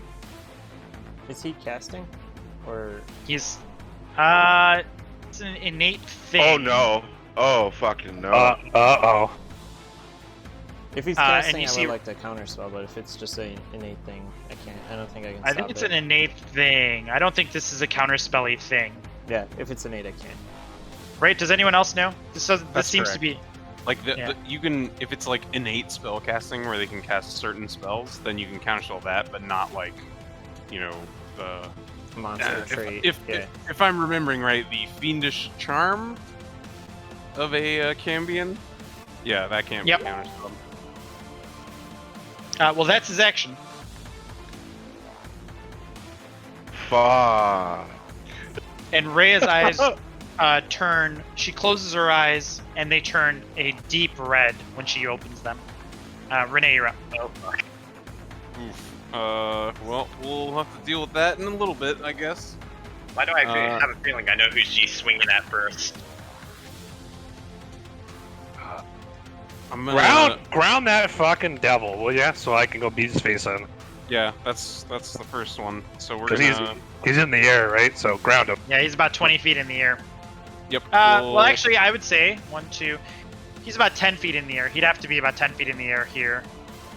I mean, probability says this spell will have to hit eventually, right? Maybe. Yeah. but Eventually. I'll shoot at Mr. Wellington Beefington. Oof! Oh. Oh god! Oh, Okay. baby. So it's a maneuver. I'm gonna do the maneuver. Oh for my! 30 damage. You're like It's a, partially resisted, but it's not partially resisted, you're right? like a Yeah, gnome I know. No, wig he today. takes full damage because we have the magic bullets now. Yeah. So. Why Nice. is it? Oh, I think the magic keyword doesn't do anything. I think if I put silver in the Yeah, you bow, probably it'll have to put go silver over. for it. Oh, got it. Okay. Okay, so the 30, and then I'll use a trip maneuver if we are still ruling it that So what does he do? What does I have to do?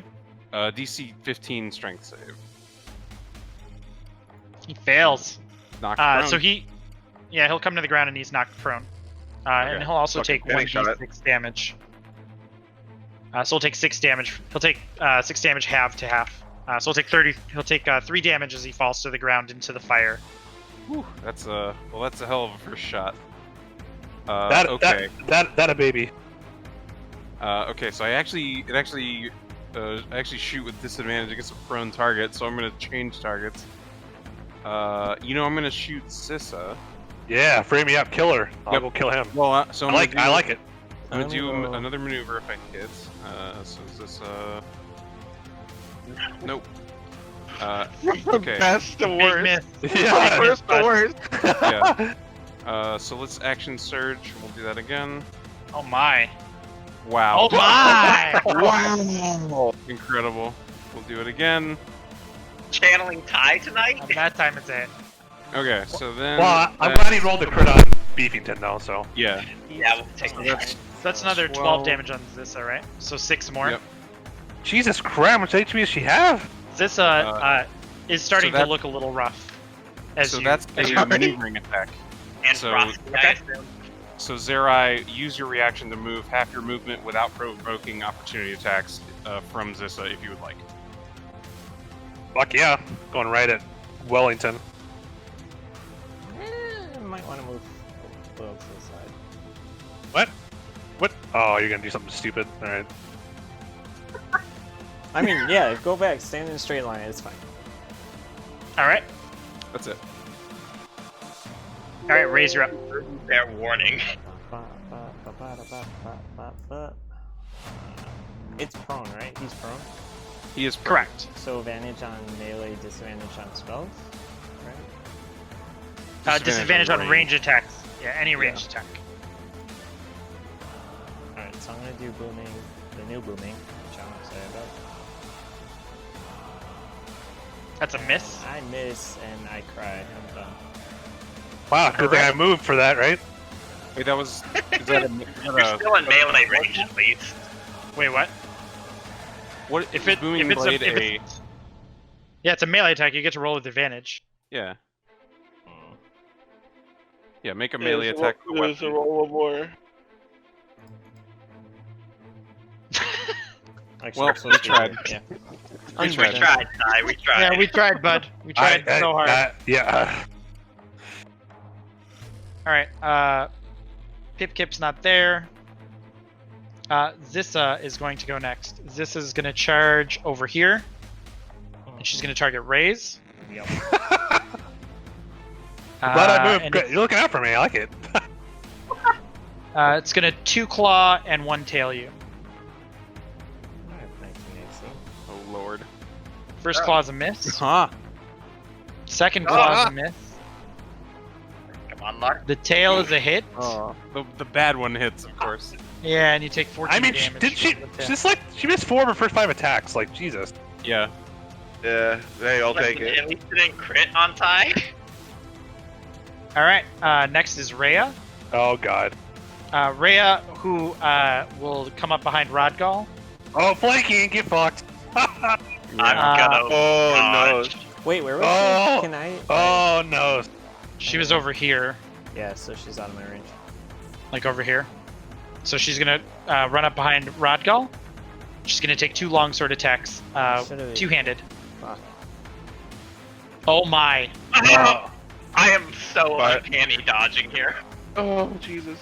Okay, so are you uncanny dodging this? Yeah.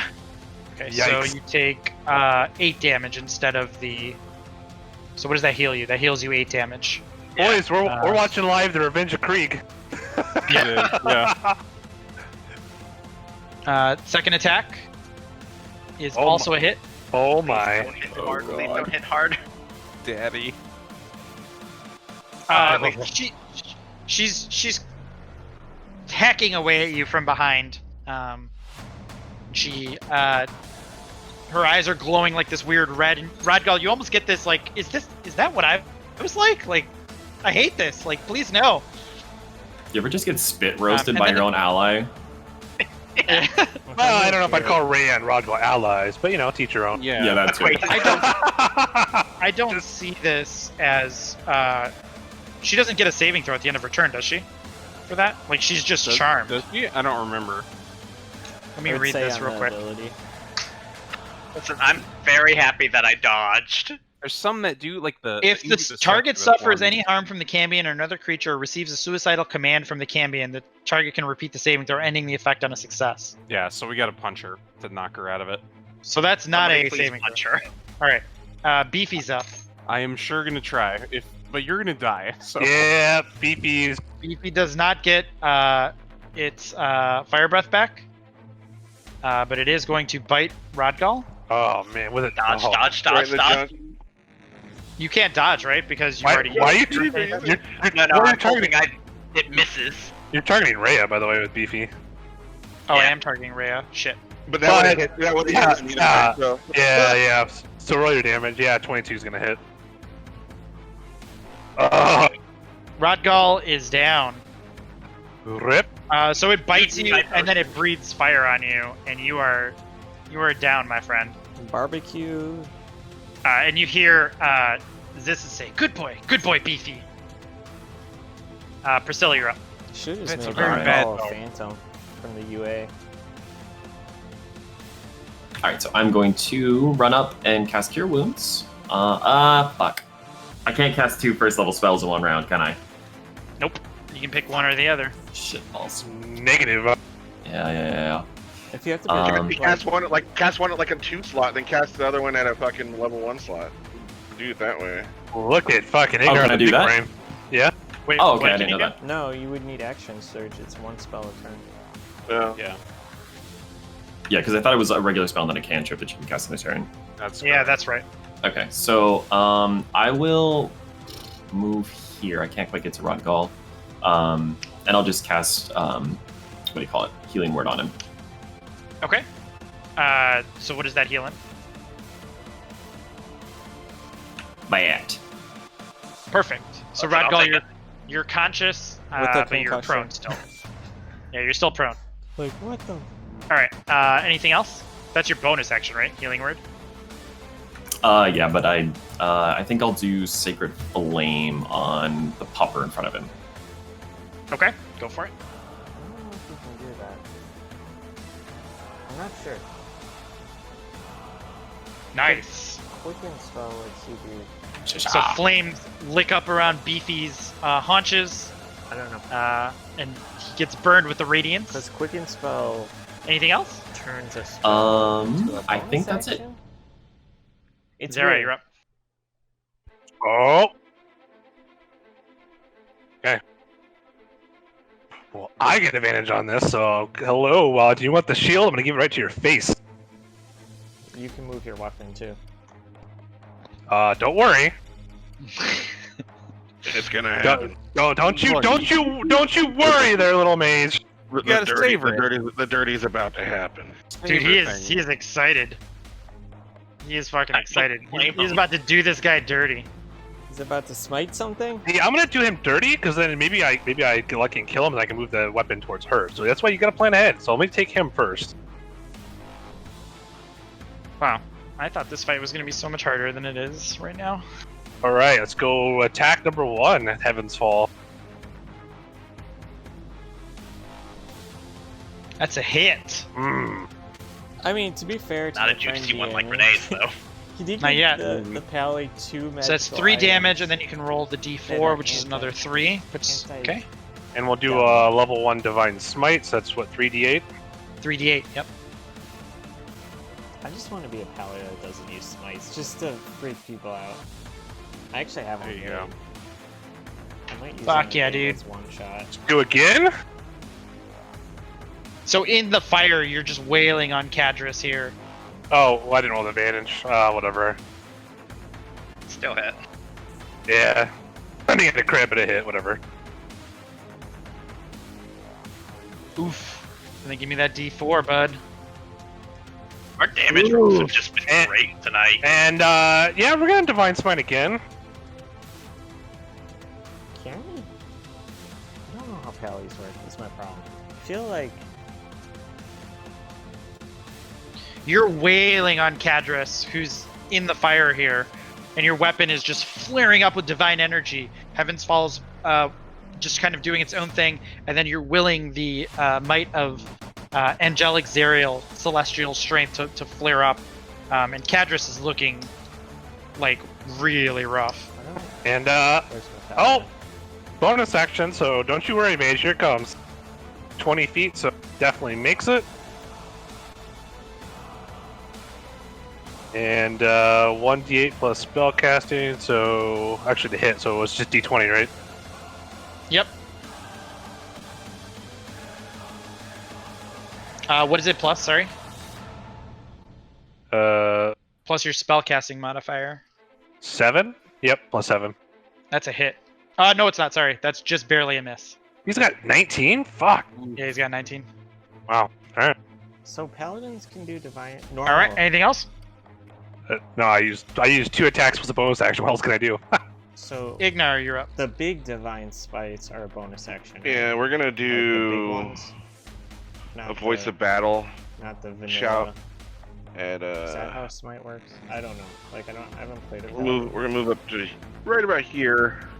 We'll do voice of battle as Ziza. Okay.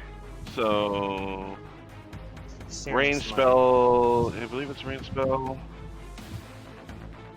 So standard smite. I gotta put it into the game. I know. Yeah. No. I'm just. It's range of 30 feet. 2, Yeah. 3, 4, 6.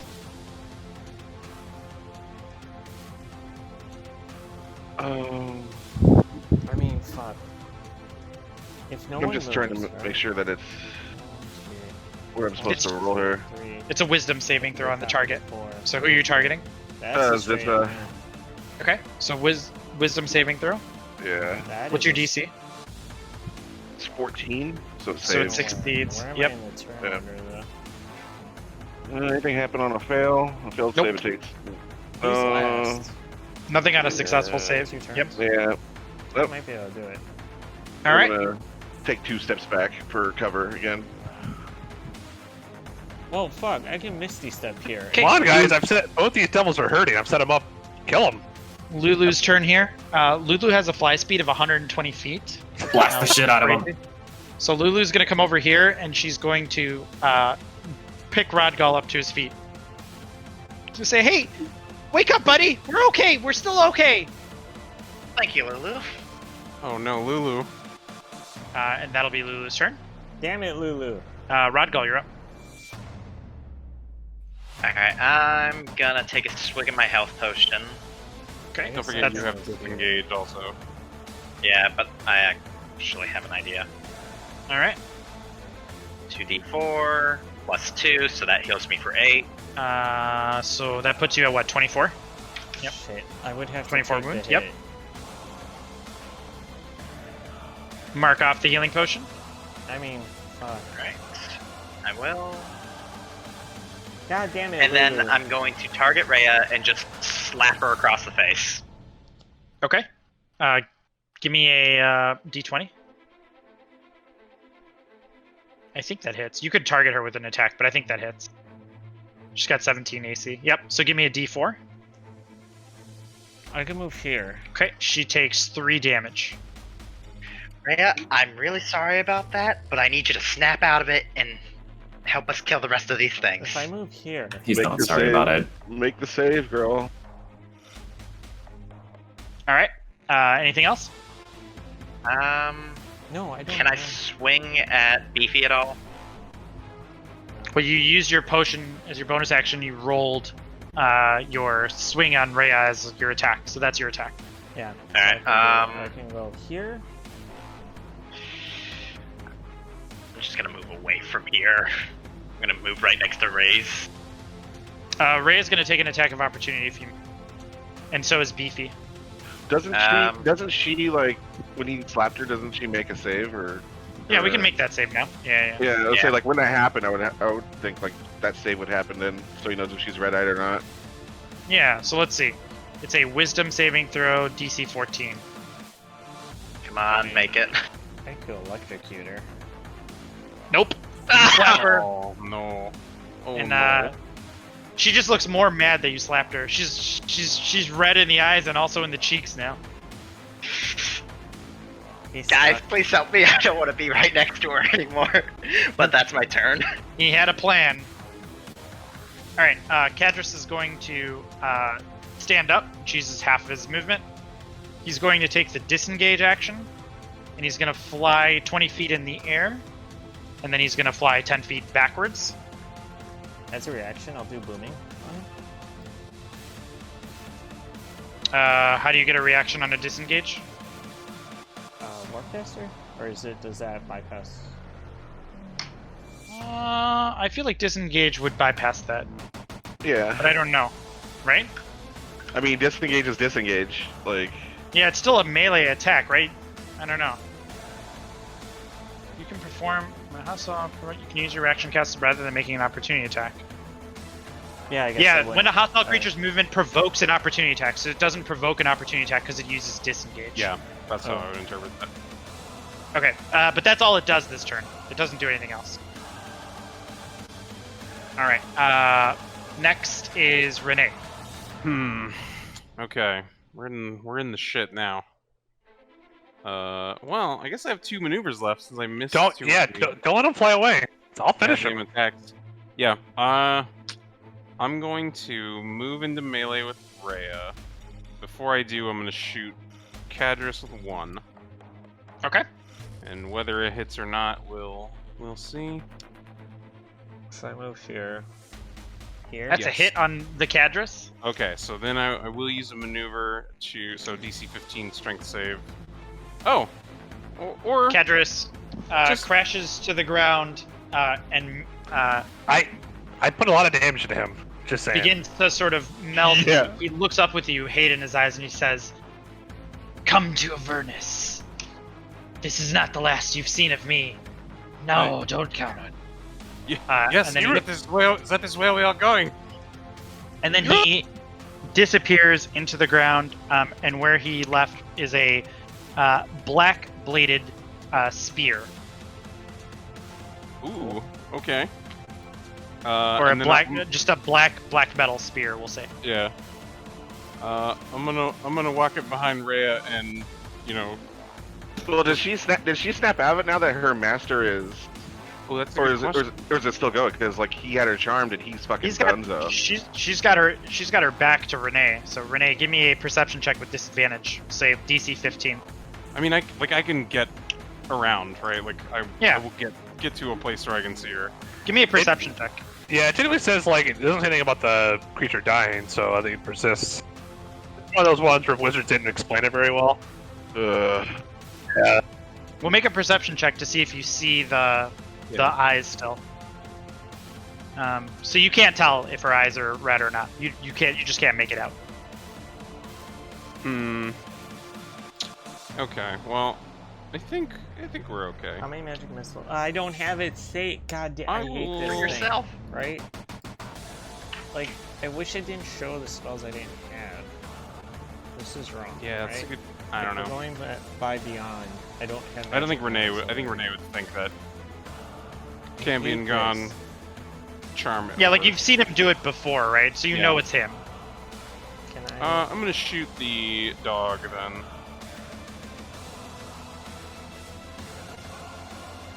Yeah, let's do that. Last maneuver. And that's a miss. Nope. It's fine. I can't. I will get into melee with Rhea though. Okay. Cool. After the shot. Anything else? Nope. I'll go All right, Raise, you're up. I'm gonna Misty Step here. Okay.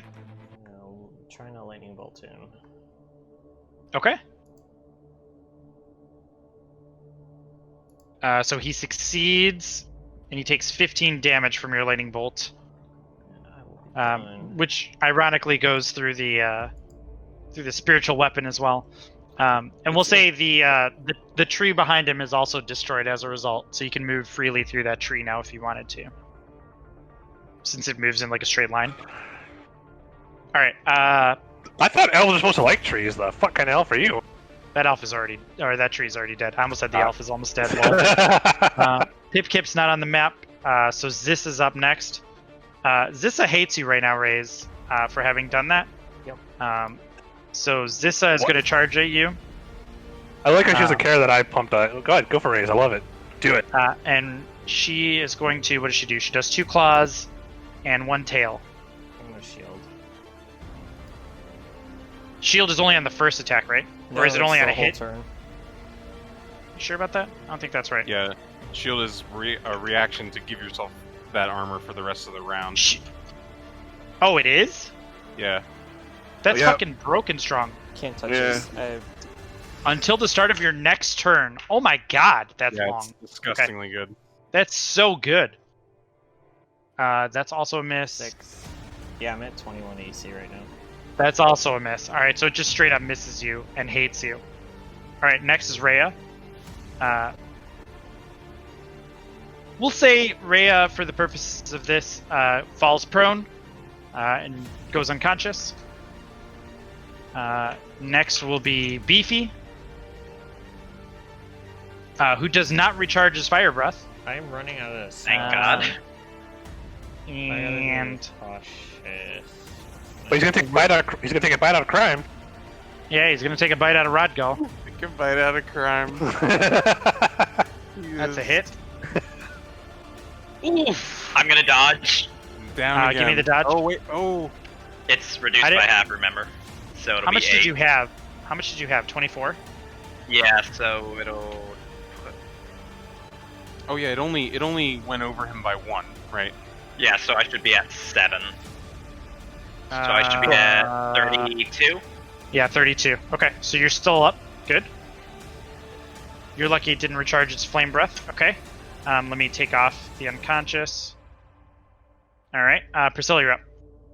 He's getting a good old Cure Wounds at level 2. Yeah. So I'll just press the button and then I'll do another manual D8 for it. Okay. There you go. So 16. So 16, yeah. They're Nice. asking me like. Rodgal is no longer in danger of dying. All right, Zara, you're up. That's not true. Wait, can I wiggle underneath Lulu? I'm Yeah, worried go about Lulu. Yeah, go for it. Walk past and posture up on the Hellhound for flanking if someone needs it. That's my dark secret. Is if I had hit the Hound, I was gonna give the maneuver to Lulu. All right. So I get advantage for flanking, yeah? Yep. On Zissa. Zissa. Why? Why would you do that?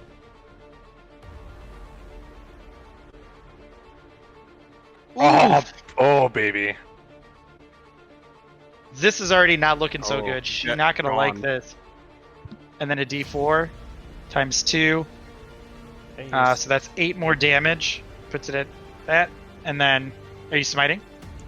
Yeah, absolutely. Smite off a crit? Absolutely. So that's 68 if you're using a level 1 slot. Yeah, I don't Lace have and pipe.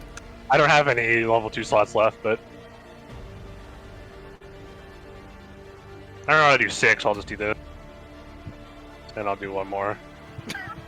Doesn't matter because Zissa just melts into ash at your feet. Welcome to Paladin, boys. I'm online. All right. And then your bonus action, you still have your spiritual weapon. Hell yeah, I do. Right there. I love spiritual. That's nice, one of the D20. cooler things Laura Bailey does with her spiritual So weapon. 19. Is she? That's a hit. She wields it. I mean, it's D8 not like, plus 4. technically, I don't think you can because it's intangible when it's not. What is that? 7 plus 4 is 11. Yep. Nice. All right. Anything else? No, that's both attacks plus a bonus action. So Fuck, dude. All right, Ignar, you're up. I'm doing damage this combat. So much damage. Look at the damage. damage. Voice of battle against the dog. Can I get a wisdom save from the dog? Needs to be to 14. My spells are all. I used a lot of. Succeeds. Lame. Jesus. I really want that to work too. Yeah. McGruff over here is really smart. That's all I can really do, I think, right now. You can bonus action Inspire if you want still. Misty if I have to. Doesn't really need it at this point. Yeah, though. probably better to save the dice at this point. Since we're Yeah, there's only one enemy left, right? Yeah, we'll just call it there. All right, Lulu. Is going to say, "Friends, we've almost won the battle. We've almost vanquished the evil. Watch me as I use my trumpet of sparkles." And it will use its trumpet of sparkles, which she basically just goes, "Boo!" And like, just imagine like someone had lit a sparkler out of her trunk. Evil creatures have a disadvantage on the saving throw. Wow. Okay. So a Constitution save with disadvantage. DC 14. Nuke it. That's a success. That's a success. So it takes half damage.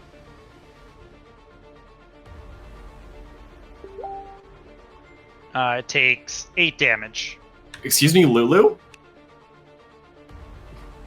Yes! Yes, This is- Priscilla? This is what I'm talking about. Zara doesn't take weaklings. I'm trying to tell you guys that. Alright, next is Rodgall. Incredible. I'm just gonna fucking murder this thing. Okay, that's a hit, and you get sneak attack on this. How many sneak attack die do I get again? I think 3. 3d6, I think. Oh! Oh baby, that's a good sneak attack. 6, yeah, that's real nice. Is it still up? Oh, it's up. It's looking real rough. It's if it had a means of egress, it would use it right now. You think? Looking rough. God damn it! Looking rough. And there's my turn. All right, Renee, you're up. Renee's claiming all the kills this round. Yep. We're gonna walk over and stab this thing. Oh, nice. With advantage. Yeah. So let's pull out the rapier. Ooh, yeah. Got him. Real nice. Yeah. I'll just no maneuver. 8 damage. This thing looks like if you blew on it, it would fall over. Yeah. God bless. Why? Well, I might as well. let's blow on it. Go ahead and roll damage, but it doesn't necessarily matter because he has 1 hit point. Yeah, by my calculations, it doesn't matter. Yeah. I still claim most damage for this combat round. I claim most damage. That's all I wanted.